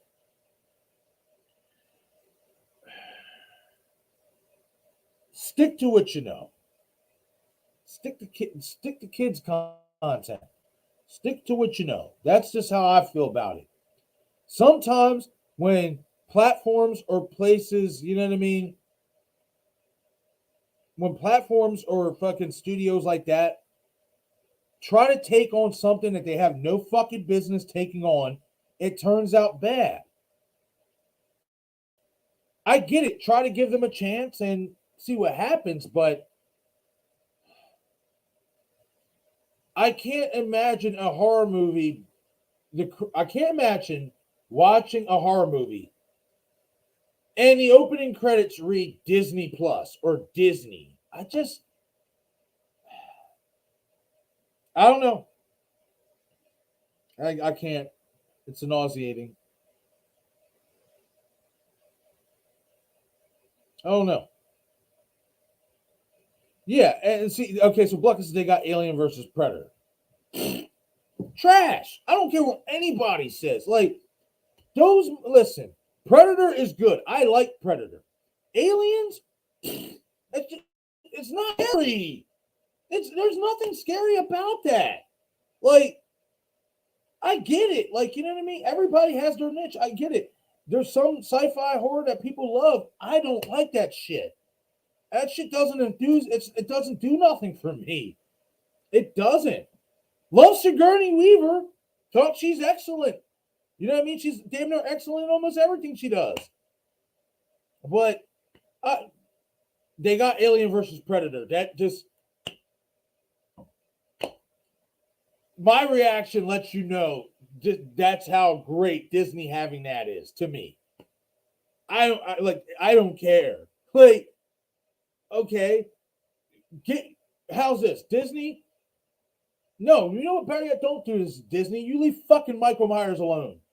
But if Disney would make their own horror character and maybe horror movie, then maybe improve to me that they can be trusted with this, then okay, maybe I'll lighten the load on them. But I just feel like Disney is more for kids, man. It's always been for kids. Like, that's what I grew up on. Disney, Pixar, Bugs, Toy Story 2, all that shit. I see Jamie said something about the Watcher in the Woods. Jamie says they have dabbled in horror once, The Watcher in the Woods. Okay, I'm gonna have to watch that to see how it was. Because I've never even heard of it. See, that y'all know how much I don't pay attention to Disney. Even if it's about horror. I don't. I left Disney back in the past. You know what I mean? With my childhood. I don't have any kids right now. So I don't watch Disney shit. I don't. You know what I mean? I don't watch anything from Disney. You know what I mean? I'm a cutting edge watcher. Like, I like True TV, ID, you know, I like stuff like that.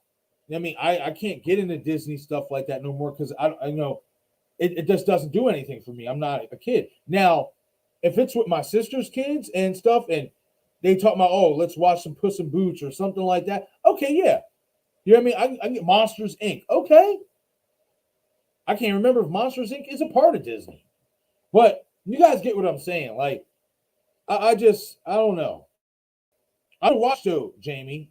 You know, The Watcher in the Woods. I'll give it a watch and see how it is.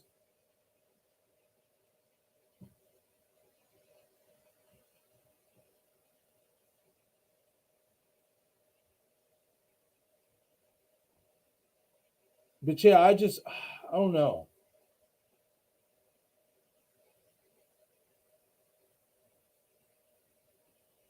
See, I didn't know all these fucking things came from Disney.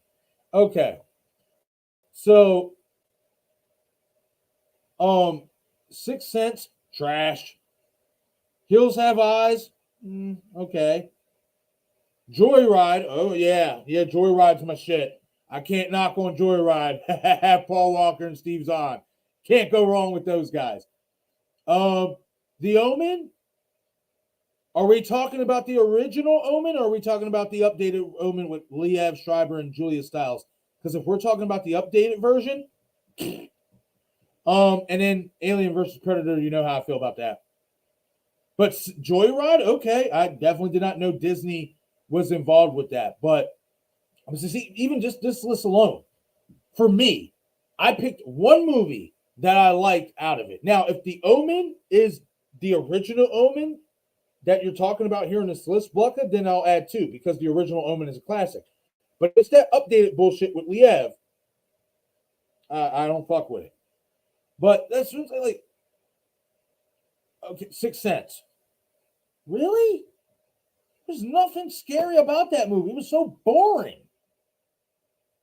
You know, like,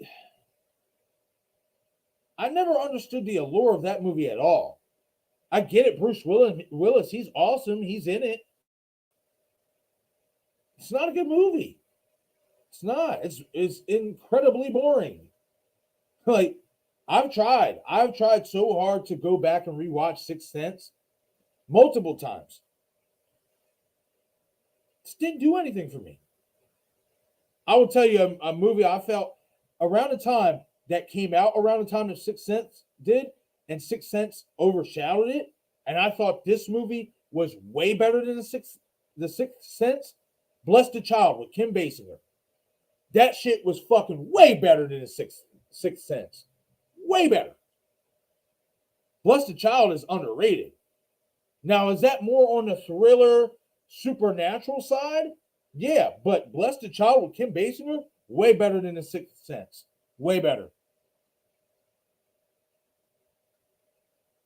But that's crazy. I didn't know their catalog had some notable names in it like that. I really didn't.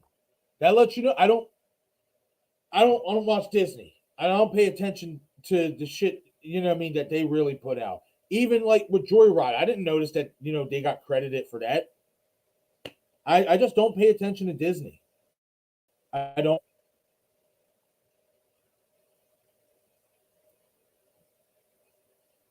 See, and that's why. See, that's why I don't fucking know about that all like that, because they be classifying their shit under different names. See,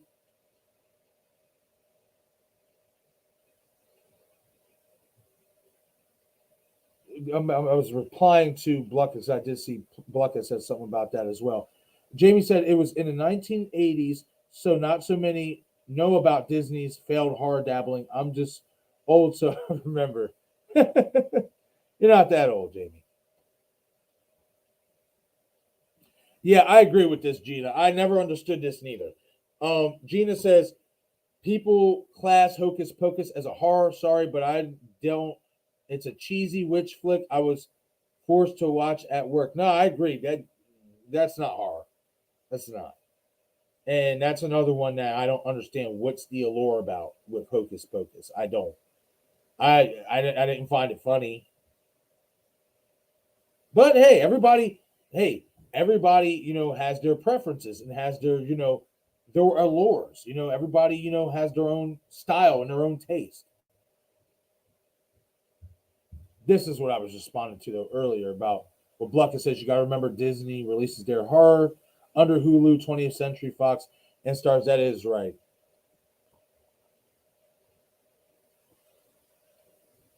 Oh, okay, Melissa. Melissa says, watch Deadly Friend, Marcus. Really good with Christy Swanson. See, now I will watch it because Christy Swanson is in it. She's underrated in my opinion. I actually think she's a really good actress. So yeah, I'm definitely gonna give it a try. As well as the one that Jamie mentioned, The Watcher in the Woods. That sounds pretty good. I'm not I'm not gonna lie to y'all. That sounds like some shit I'd watch. You know what I mean? Like Watcher in the Woods. Got some trees around this motherfucker. Unfortunately, I ain't got no tree. I got a plant back here. You know what I mean and stuff. But man, The Watcher in the Woods. That just sounds like a good flick. I hope it was good. Let me know if it's any good, Jamie.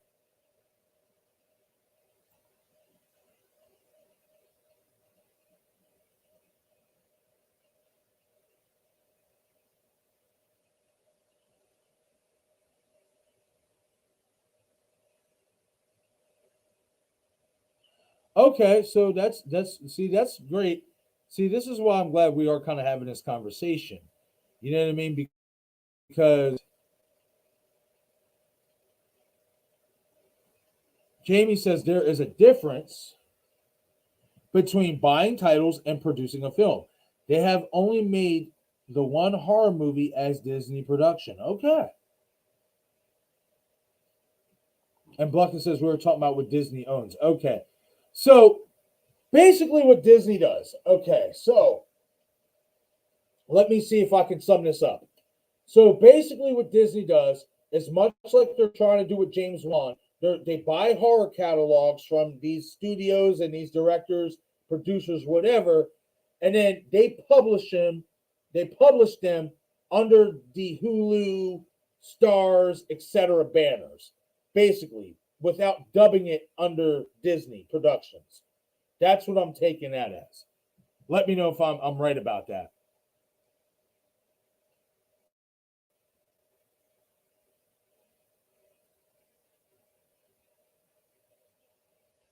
Yeah, I'm not. Yeah, Joyride and The Hitch are really good films, as well as Vacancy. Yeah, nobody talks about Vacancy, Melissa. That's good, definitely good to bring that up. Vacancy is really good with Luke. Was it Luke Wilson? Yes, Luke Wilson and Kate Beckinsale. Yeah.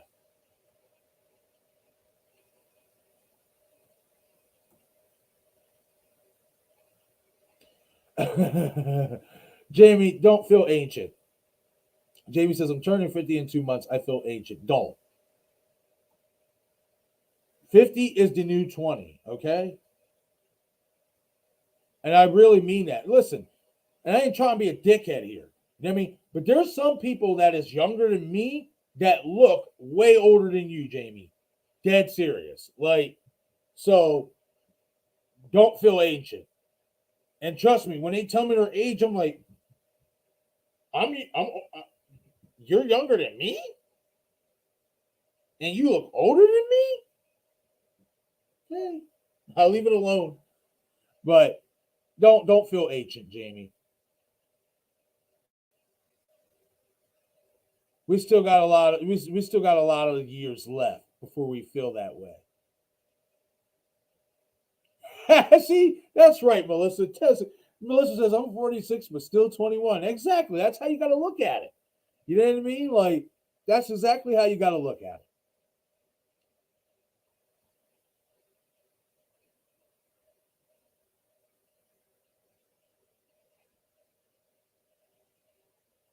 Man says Marcus, I love your energy. By the way, thank you, thank you, thank you. I greatly appreciate that.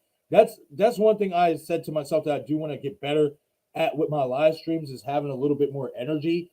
I think what it is, especially at night, you know what I mean, because it is a little bit late, and I kind of do have to kind of be reserved and chill and not so loud like I am right now because I do have neighbors. I do, it's at night, it's late, and stuff like that. So I can't be as I want to be, as I am during the day.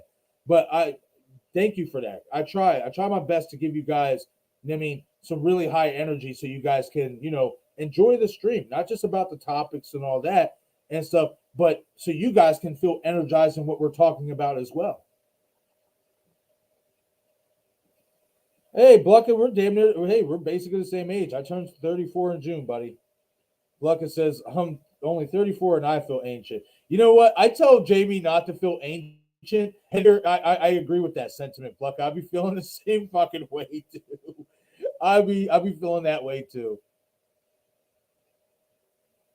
It's crazy. But yeah, okay, guys. So we got 45 minutes left for the stream.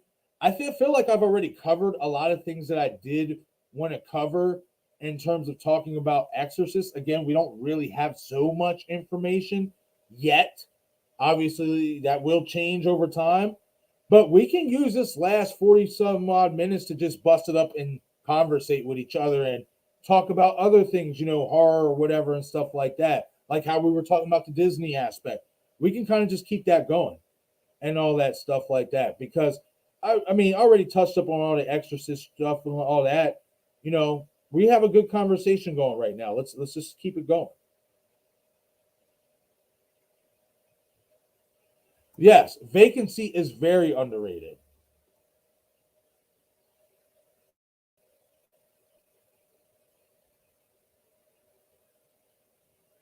Oh, hold on. For some reason, it's jumped on me. You already know how StreamYard be doing. Ew. Ready or Not is a Disney product now. Oh, great.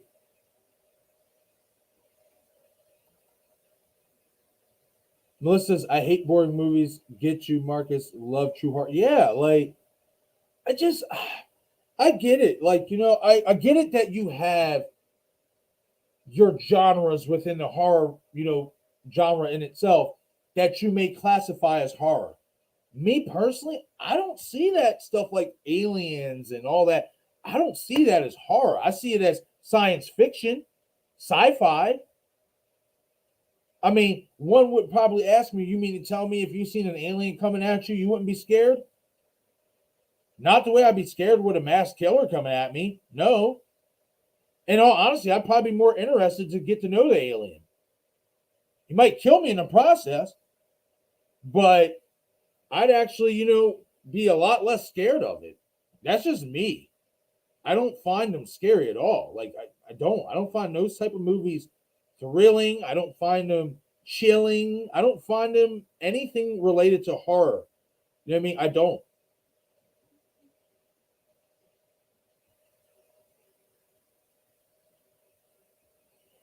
Yeah, that's a good point that you made there, Blucka, about Disney. Let me pull it up right now.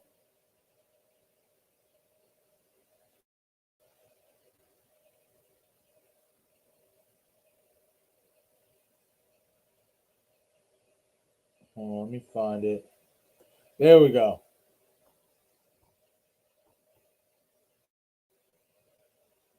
Blucka says, I think them putting it on streaming services allows them to maintain the rights until they want to actually make their products. No, I agree with that. It does make sense.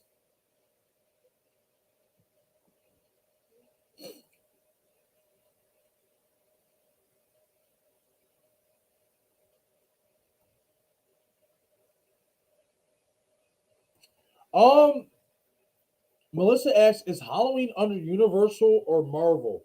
I believe it's under Universal. Yeah, because Blumhouse. Yeah, I'm pretty sure it's under Universal. Yeah, I'm all but certain. Well, it was anyway. We got to remember Malika Todd got the rights back after Blumhouse did their trilogy with David Gordon Green. So now Malika Todd has the rights back. So I don't know what they're going to be under. I will say this: I think Paramount has a really good chance to be the next one to own the rights to Halloween, much like they do with Stream now and all that. And the reason why I say that is because Paramount has expressed interest in doing such. So that's going to be something to keep an eye on for sure.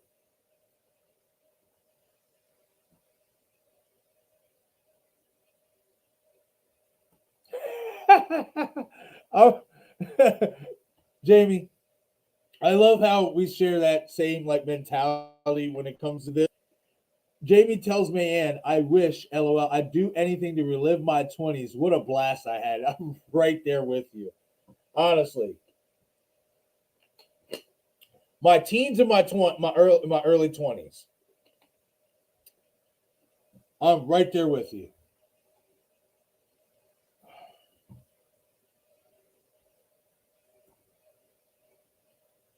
Blucken says, yeah, Marcus always comes in positive as fuck, even when Captain Negativity Blucken is in the chat. Oh, shit. I wouldn't call it's funny because I actually we were talking about the one comment you said Blucka on the Scream 6 recap or whatever. No, I said me, Bob, and Carrie were talking backstage, and you were like the first person that came in my chats and said they didn't like Scream 6. You know what I mean? And I was like, yeah, I was like, Blucka is like the only person who ever like so far commented on, you know, any of my videos or anything saying he didn't like Scream 6 and stuff. And I was like, I feel like Blucka has a very peculiar point of view on what a good movie is. And there's nothing wrong with that. I don't see it as negativity. I see it as you have your own certain style on how you want to watch a movie and what you want to see. It's not negativity. You know what I mean? And why shouldn't you feel that way? You're paying a dime to watch it. You're paying the streaming platform that services these movies to watch it. We all paying money to watch these movies at the end of the day, which gives you the right to critique it however the hell you want. That's how I look at it. I don't look at it as negativity. You know what I mean? I look at it as you have your own thought, you have your own opinion, and you're allowed to have such. You know what I mean? Like, and all of us should respect that. You know what I mean? I feel like, especially not just in the horror community, I'm just talking about in general with like social media and stuff like with topic points. People will disagree, and it's like hate backlash and all that stuff. It's like, why is there a reason for all that? There's no reason to hate somebody over a different opinion than oneself. It's dumb.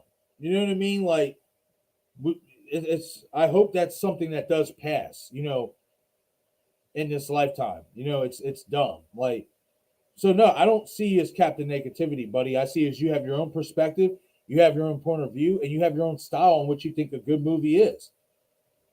You know what I mean? Like, simple.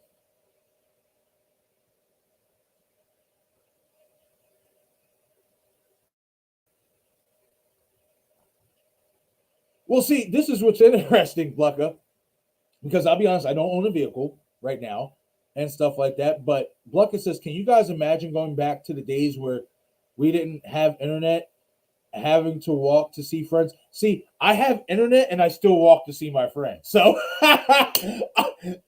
I'm great for both eras.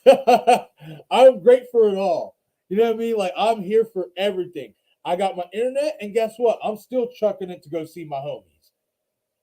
Internet don't stop me. You know what I mean? The only thing that does stop me is obviously when I'm ingrained in my content creating. Outside of that, I walk to see my peoples. You know what I mean? Like, but you do make a really good point though, because you know, back in the day when we didn't have internet, you literally had to communicate with people in person a lot more than what you do now. A lot more than what you do now. So I agree with that. You know what I mean? Like, the internet took over. You know, social media took over, man. Like, you know, like, listen. I personally, I don't mind, you know, walking to go see my friends and spend time with them. I don't mind that at all. Excuse me. But I also look at some days you just don't feel like getting the fuck up and doing anything. We're fucking humans. Like, you know, we're going to have our lazy days. So that's how I look at it too. You know what I mean? Like, I don't hate on nobody. Like, if my friends are calling, yo, homie, you want to come over today? Man, bro, listen, I ain't walking 15, 20 minutes to you. Hey, I respect that. I get it. Some people, you don't feel like walking nowhere. I get it. You walk enough places for enough time, it will take a toll on your legs. Trust me, I know. But, you know, I still got to go see my friends. But I agree with you though, Blucka. It's not like it used to be back in the day because we have social media. You can video chat, you can Skype, you can do all that. You don't literally have to go see somebody in person or communicate with somebody in person to get through. I get that.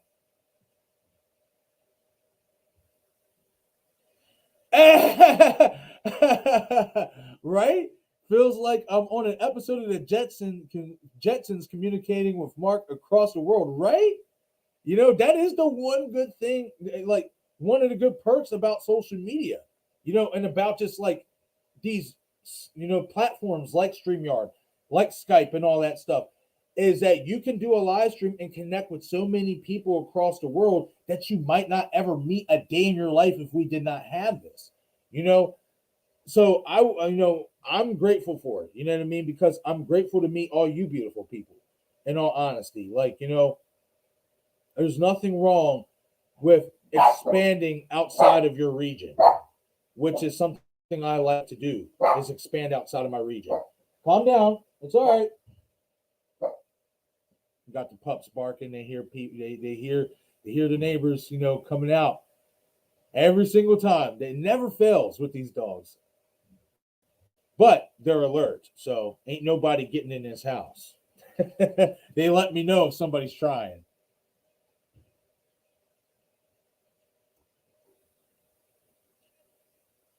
Oh, okay.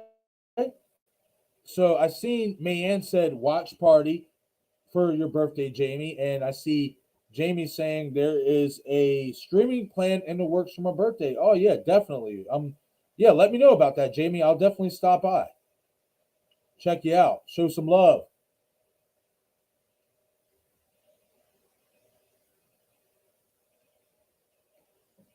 It's a good question. Blucka asks, do you think Lionsgate, Paramount, Spyglass will ever bring back Scary Movie, or would they wait until Scream's done? Well, I don't. I put it this way. You know what? I'm gonna look this up real quick because I forget exactly when the original Scary Movie was released. So let me see. Let me see. Before I answer your question, Blucka. Movie release.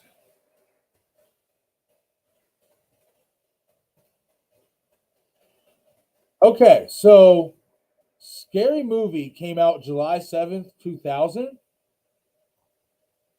And I think Scream 3 came after that.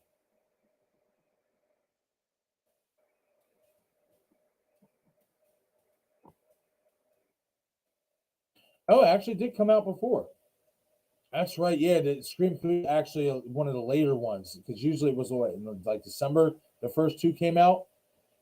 So this one came out in February. Um,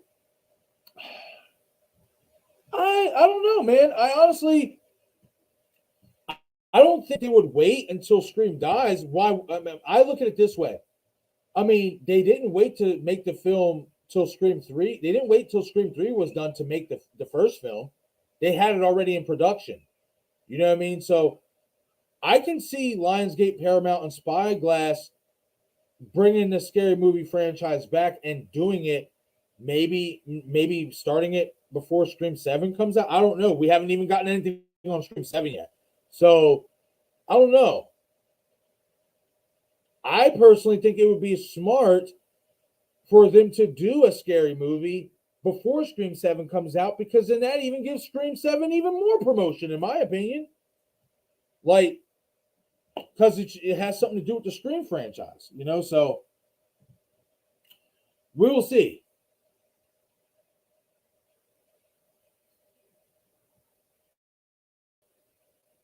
No, you're definitely right about this, Jamie. About the chat gets jumpy, so annoying StreamYard. I know. I've said it last week, and I'm really like thinking about it. I might start looking into different platforms to stream. We'll see. We'll see. You know what I mean? What I find out there and see if it's as potent, you know what I mean, as StreamYard in terms of like the layout and everything like that. Because one thing about StreamYard is the layout and everything is convenient as a motherfucker. It really is. But sometimes it can get too laggy for no reason. And then the stream jumps and all that. So, yeah, I definitely do want to start looking into other platforms. Oh, Jamie. When I see my friends, I end up with underwear on my head and driving around doing drive-bys with super soakers to random people coming out of the bars. Jamie, listen, if the next time you go to do this, you gotta record it and send it to me. I gotta see this. I have to see this. Okay, so real quick, man, wants me to show dog. Okay, well, okay, so this is what we're going to do. I'm actually going to take a quick bathroom break real quick because I do have to go and I've been holding it. You know what I mean? So let me go hit the bathroom real quick. And then when I come back, I will show you guys my dogs.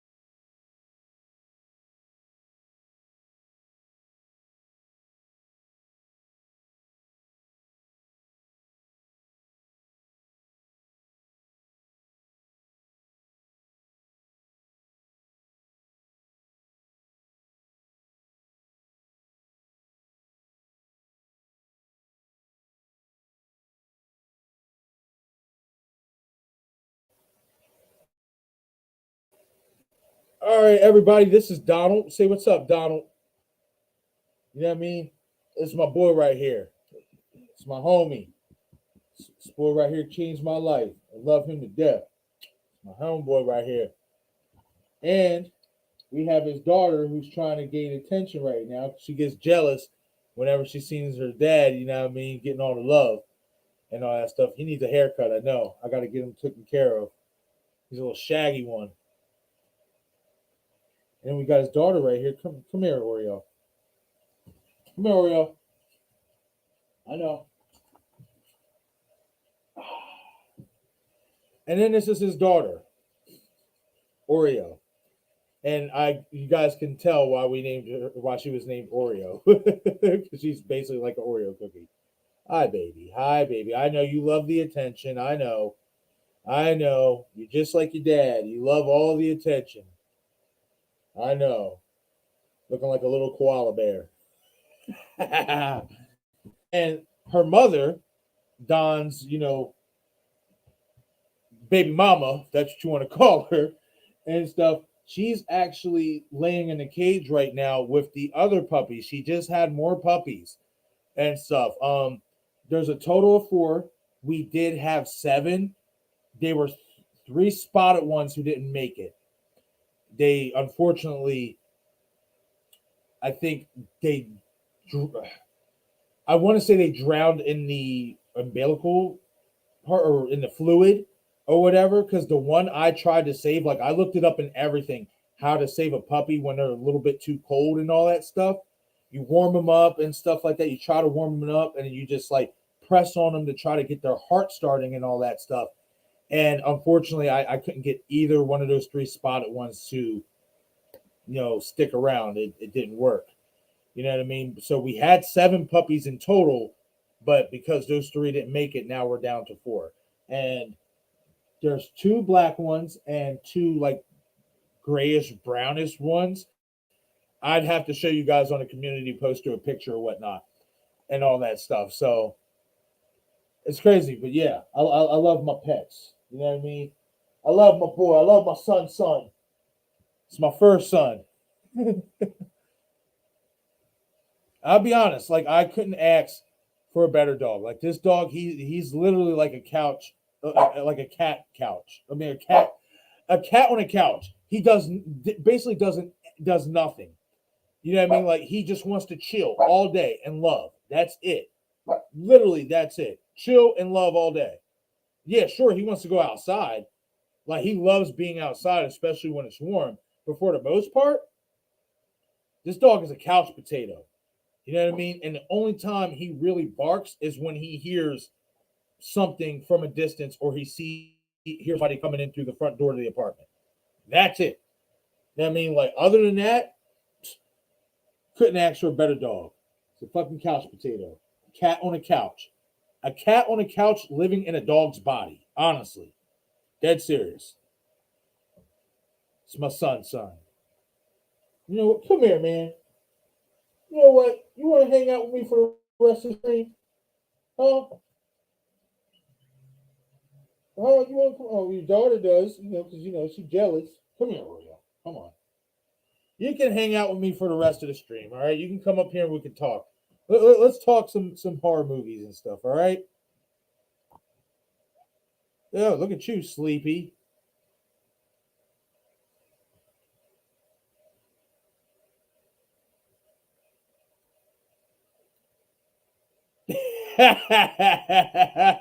Bucket says Donald looks pleasant. Wow, right? That was good. I like that. Yeah, that's my boy right there. And that's funny because when I got him, his name was already Don or whatever. So everybody was asking me, "Are you going to change his name?" And I'm like, "No. What's the point in that? He knows his name. There's no point in changing that. You know what I mean? He knows who he is. Let him keep it."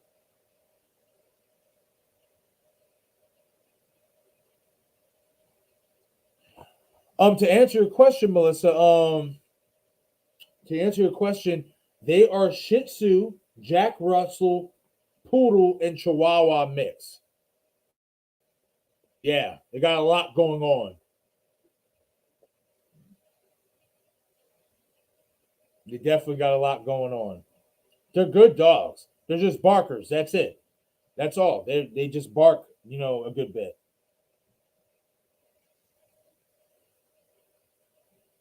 Gina says Ziggy only barks when he's playing.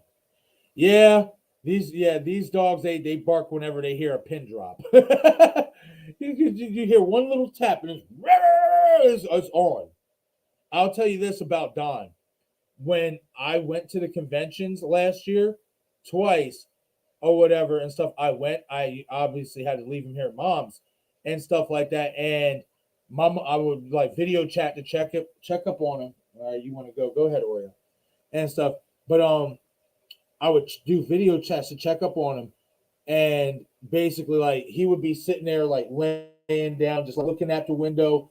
He'll go to the back door waiting for me to come home and all that stuff. Like he hates it when I go. So I'm not gonna lie. I think one of these next conventions I go to, like out of state, not Texas Frightmare. I'm not taking him to that one, but I think the next one I go to that might be out of state, I'm gonna bring him with me, dress him up and everything and all that. I was actually looking up Dr. Loomis dog costumes, and I think they have one or whatever and stuff. I think I got to remember. I got to look up again to see where I saw it, which site might have it or whatever. But I actually do think that they have one online. Dr. Loomis coat outfit, basically for Don. That would be crazy. I'm hooking him up if it's legit.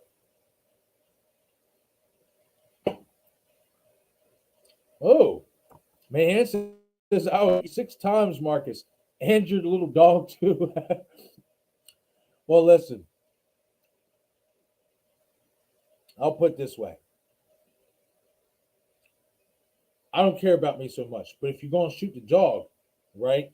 If you're going to shoot the dog, you got to shoot chicken finger pellets at it. My dog likes chicken. So if you're going to put my dog down, at least let him go out in style. So I'm asking.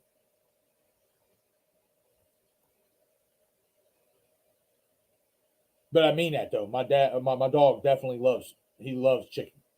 Loves chicken. That's why I say he's my first son, because he resembles me just in a dog form. Nice. Jamie says, I'm going to Scarefest in Lexington, Kentucky in October. I had a really good time last year, so I got VIP tickets this year. Holy shit. I've always wanted to go to Kentucky. I want to meet Jim Cornette. He's from there. For those of you who do not know who Jim Cornette is, he is a legendary wrestling manager and one of the greatest tongue lashers of all time. And what I mean by tongue lashers is he will rip you a new fucking asshole with words. And that's what I love about him.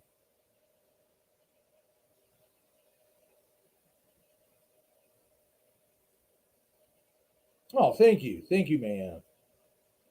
They are some cute dogs. I'm not even gonna lie. I got mad love for them. Especially Oreo looks just like her dad. It's crazy. I remember when she was basically like coming about, starting to get bigger and stuff, and I just look at her face and I'm just like, holy shit, she looks just like Don. Like just like him. It's crazy.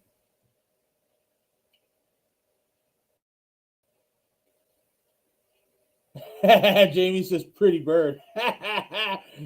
I'm assuming you're talking about the artwork in the ground. Thank you. See, that's another thing I do want to put together too, though, is I want to start getting my background like laid out and stuff. But what I'm waiting to do is grab a few more posters and stuff, and I want to also grab a couple masks before I start like really like doing a whole background. I still have my green screen, but I don't know what it is. I don't know if it's just because it's too powerful to operate or what, but my green screen, it makes the stream lag. So that's why I don't use it anymore. It sucks. It really does.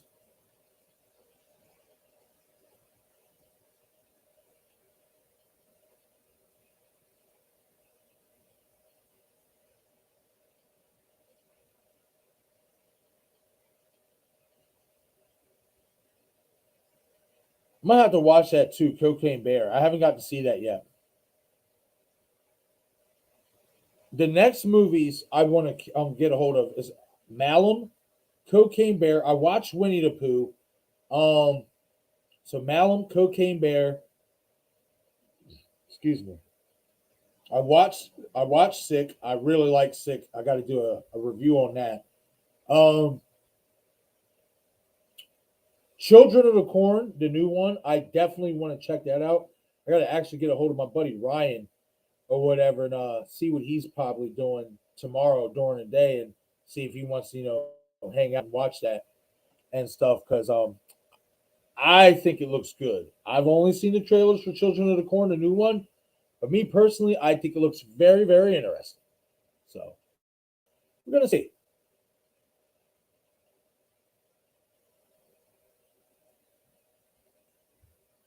Luckily, yeah, Cocaine Bears also what we called Bert Kreischer.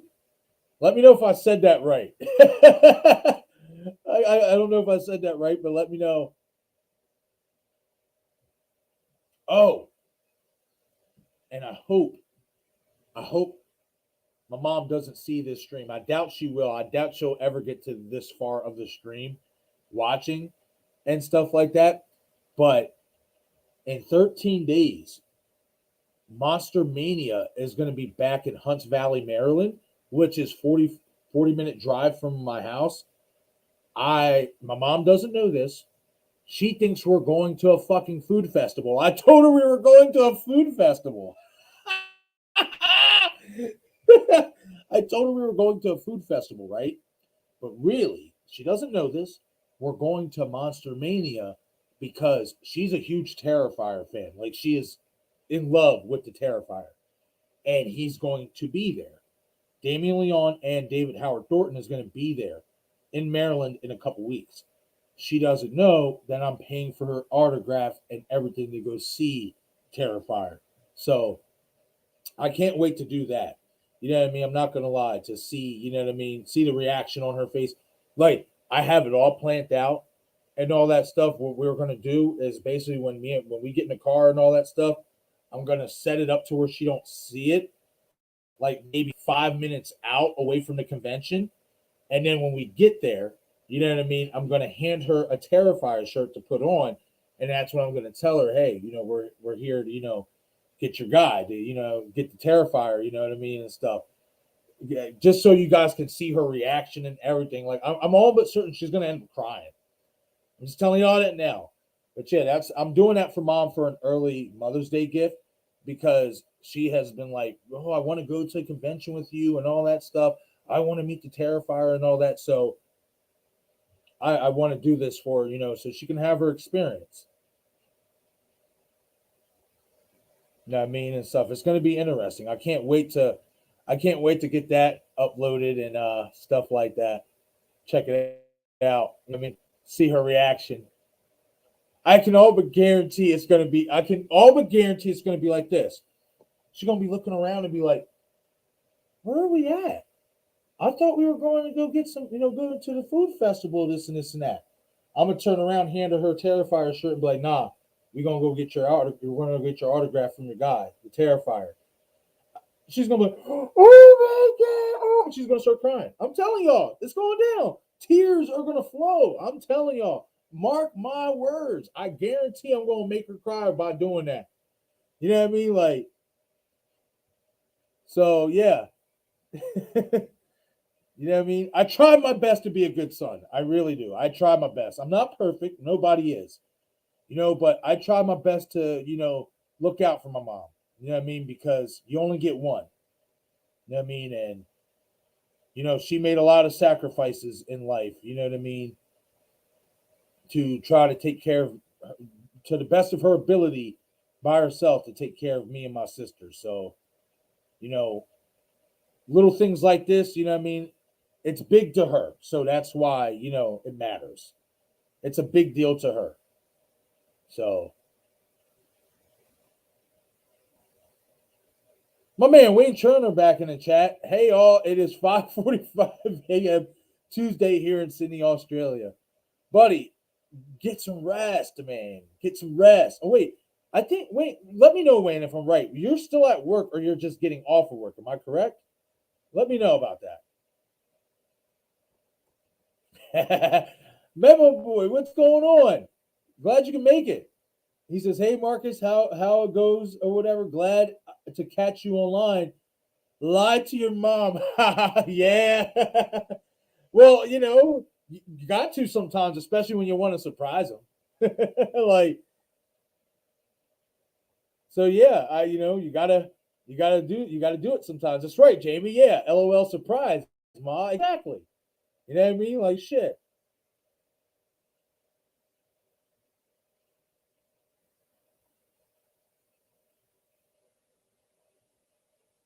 Absolutely. I agree with that, man. I definitely do believe she's gonna love it for sure. I know she is. I know she is because she's the one who really put me on the Terrifier because when I first seen clips of her watching it, like just walking by and stuff like that and stuff, and I'd look at the TV and I see her watching it, just because it was in those silent spots of the movie where nothing was being said and he's doing his mime shit and all that or whatever, or whatever, doing all that, I would look at him like, what the hell is this? This looks dumb as hell. And then me and Bob, Hunting for Entertainment, did a live stream on it, a watch party months ago, last year. And I fucking loved it. So I thank her for putting me onto it. She was right about that. She was right about me liking Terrifier. She thought I would like it. I denied it at first, and here we are. But I'm really excited to do that for sure. I am really excited. And I'm even more excited too because I get to get some great friends and all that stuff too. They're gonna, get to see who they want to see and all that. My friend Missy is bringing her son Knoxley, so it's gonna be a great time. I will say this though, you know what I mean. I'm pretty sure they do. But I got to see if that convention has some good food in there because this time I'm making sure I'm going to Grub. I didn't do it the last time. This time I'm going to Grub. I love when I go out to these conventions. That's one big thing about with me is not only do I want to obviously experience the convention, I want to go experience great food as well. I do. I love to eat. You know what I mean? So, and that's what like I love going out of state as well. Try new foods, try different styles of foods, you know what I mean, from different restaurants, different states, and all that. That was the one thing I will say about going to Ohio that was a little bit disappointing is that their restaurants were underwhelming, the ones we went to and ordered from. So hopefully Texas will be a little bit different next month because I am going to Texas Frightmare and I'm meeting up with Destin, y'all. Me and Destination Station are going to be meeting up and we're going to be hanging out and all that and stuff. When we talked about it vaguely, probably going to talk about it a little bit more as we get closer. We're going to probably work on doing a live stream after we're done with the festivities and all that stuff. Probably do a live stream there together and all that stuff and definitely get some content. But hopefully when I go to Texas and I don't feel like I'll have this problem because I hear nothing but great things about Texas and their food and their Southern hospitality, I am definitely finding me a restaurant down there that's got some banging ass fucking food. I got to. I would not be Marcus if I did not do that.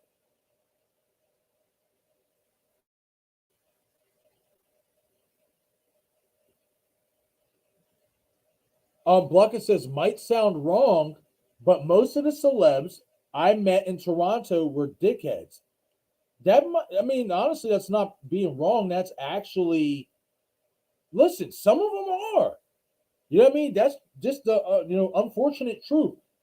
Some of stars, don't treat their fan base or their fans that great. They just don't. It's unfortunate. It really is. This is why I have such a respect for Matthew Lillard, etc., because the way he goes about it with his fans is second to none, in my opinion. He makes sure his fans who came from all walks of life, different parts of the world, or whatever, different parts of the country, they come to see him. He makes it be known that he appreciates you. He makes you feel appreciated. You know what I mean? And stuff like that for supporting him in his career. That's why I will always have so much respect for him because of how much he cares about his fans. I witnessed it firsthand at Horror Hound last year. When the convention ended at 5 o'clock on Sunday, him and Skeet both stayed till Skeet left a little bit after 7 because his line was already done. Matthew stayed, and I'm going to say, because me and my friend Sierra, we left at around 7:30. I'm going to say Matthew was probably there till 9 o'clock at the latest, still signing autographs. That shows how much the fans mean to him. He even said it. I'm not leaving until I get everyone done.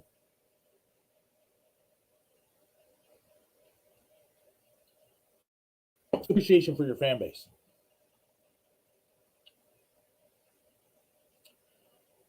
Okay, guys, so we do got going on 6 minutes here. 5-6 minutes left on the stream. So I'm going to get to, the rest of you guys' comments to the best of my ability and answer them to the best of my ability. And then we're going to wrap everything up. But I definitely appreciate you guys all stopping in here to talk about some Exorcist 2023, as well as some other topics here within the last hour that we've been able to touch on as well. Memo Boy asks, Marcus, would you like Scream 7 to be at an exotic place like I Know What You Did Last Summer in Woodsboro? Now, it's funny you asked that question because I know Jenna did an interview a couple days ago where she talked about possible locations for Scream 7. And she said something about, ski resort. She said something about, the beach or something like that, somewhere nice as well. And I thought about that too, about, maybe the Bahamas, like I Know What You Did Last Summer. You know, but the one that stood out to me the most is when she said London. And the reason why is because of Christina Carpenter being in London in Scream 5. So I think it is going to take place possibly in London. But the question is, would I like Scream 7 to be an exotic place? The way I look at it is Scream is based in an exotic place. It's based in California. They have many beaches, palm trees, and all that stuff. So, in my opinion, going to an exotic place like an island or something like that really isn't doing that much different for the franchise, in terms of location, because the original setting is paradise, if you really want to be honest. So, I mean, if it's the Bahamas, or I know some people do want to see the ski resort thing because they want to see Ghostface in the snow. I've never been a big fan of that. And the only reason why is because a lot of us fans want chase scenes, right? That's what we harped on Scream 5 for, not having enough chase scenes. Scream 6 did a better job of incorporating those chase scenes. Unless Ghostface has a special made shoe that is going to prevent slippage in the snow, how do you expect to get those chase scenes when Ghostface is running in the snow? Something you got to ask yourself, at least in my opinion. That's why I've never been really 100% on board with that idea. You know what I mean? Because it, in my opinion, it'd be too difficult for a Ghostface unless they have special shoes that are non-slip. It'd be too difficult to be running through all that mosh and snow and all that stuff. Too much slippage. But I wouldn't mind the Bahamas. It just, could we do the Bahamas without all the fucking rain? Let's keep it out of the rain season, like I Know Last Summer actually was in. Like, I didn't like that whole aspect of I Know What You Did Last Summer. That it was so rainy and everything. It just it took the tone down of the movie for me. It was so like, it's just like in real life when it rains. It's just like like you don't want to do anything. It gets boring. You get sleep. It's so gloomy and glossy out. Like, it's just like, So me personally, I wouldn't. If it is going to be in the Bahamas, let's have it in a season where it doesn't rain like that. Unless it rains like that all fucking season. Now, if it does rain all year like that, you can scratch the Bahamas. We'll go somewhere else. But I'm not against it. I just feel like the exotic place, we kind of already have that in Woodsboro. Hollywood, palm trees and beaches.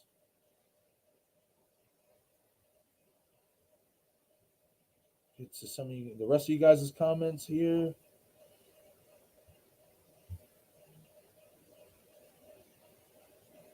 Hey, I'm not against this. Ghostface in Honolulu, Hawaii. Yeah, let's do it. As long as the weather holds up, I'm all for it. And it would be a great setting because of the palm trees and the beach atmosphere that we get from Woodsboro as well. It would be a nice atmosphere. I wouldn't be against that. Jamie Hart says, I don't want to see Ghostface in the snow. I live in the snow. That won't work unless they are locked in somewhere due to a storm or something. See, I agree with that, Jamie. Absolutely. I don't see how anyone expects Ghostface to get around running-wise, chasing people without falling every 2-3 seconds. Excuse me.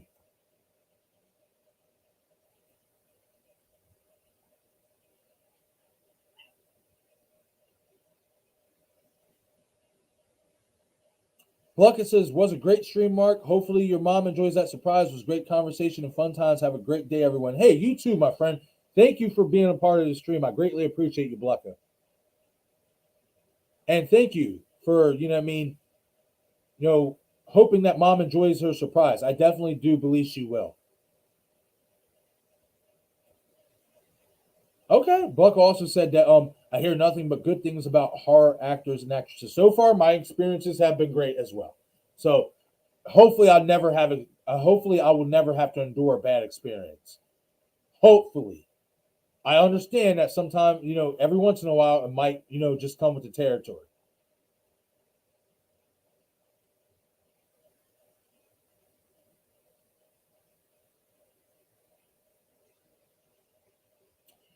I know, man. I know.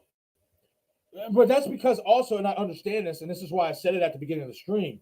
I know the majority of my subscribers right now are heavy Scream fans, and I understand that. But you know what I mean. I am going to be bringing more content here on the channel, talking about other horror movies as well, and stuff like that. But yeah, I mean, at some point, especially towards the end of the stream or whatever, I feel like everybody will get pulled into Scream, especially because Scream right now, out of all the mainstream horror movies, it's the most talked about one right now. So, you know what I mean? Like, yeah, you know what I mean? I definitely do get pulled in the Scream at some point. You know what I mean? But I would like to say, I feel like, especially for the first, I want to say 2 hours, roughly 2 hours and 15 minutes of the stream, I definitely did a great job of talking about Exorcist and not letting it get out of hand with the Scream talk. You know what I mean? So that's progress. You know what I mean? And stuff. Again, I will answer, quickly. I will answer certain Scream questions. If it's not a Scream stream, I'll answer it quickly, try to move past it.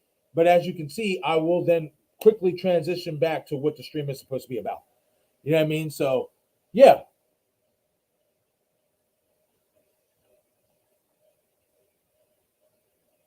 But, and that's the beautiful thing about Scream, though, too, is there's so much to talk about. There's so much to speculate on why is this, it's such an alluring conversation, you know?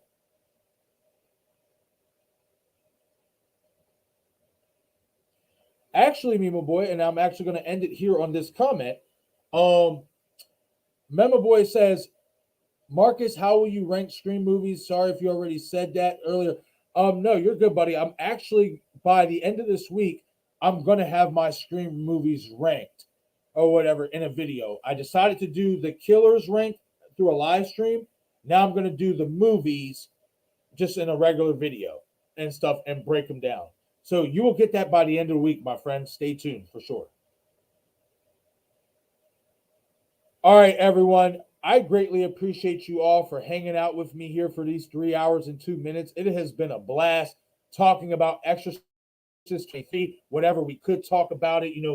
Not much to talk about, especially the fact we don't have much information. But I'd like to think I did a good job of making topics, up as we go along to talk about this film, especially when it comes to the characters and what we should expect, maybe in terms of story or what have you. So definitely, this was a great time, as well as the last hour of the stream. Just shooting from the hip, talking about different things, talking about Disney, talking about Scream, etc., etc. This was definitely a fun stream for sure, and I hope you all enjoyed it, and I hope you all will enjoy the rest of your day. Stay blessed and stay safe out there, because we all know it is a dangerous world that we live in, and we all have to, kind of keep a look over our shoulders. You know what I mean? And just try to be as safe as we possibly can.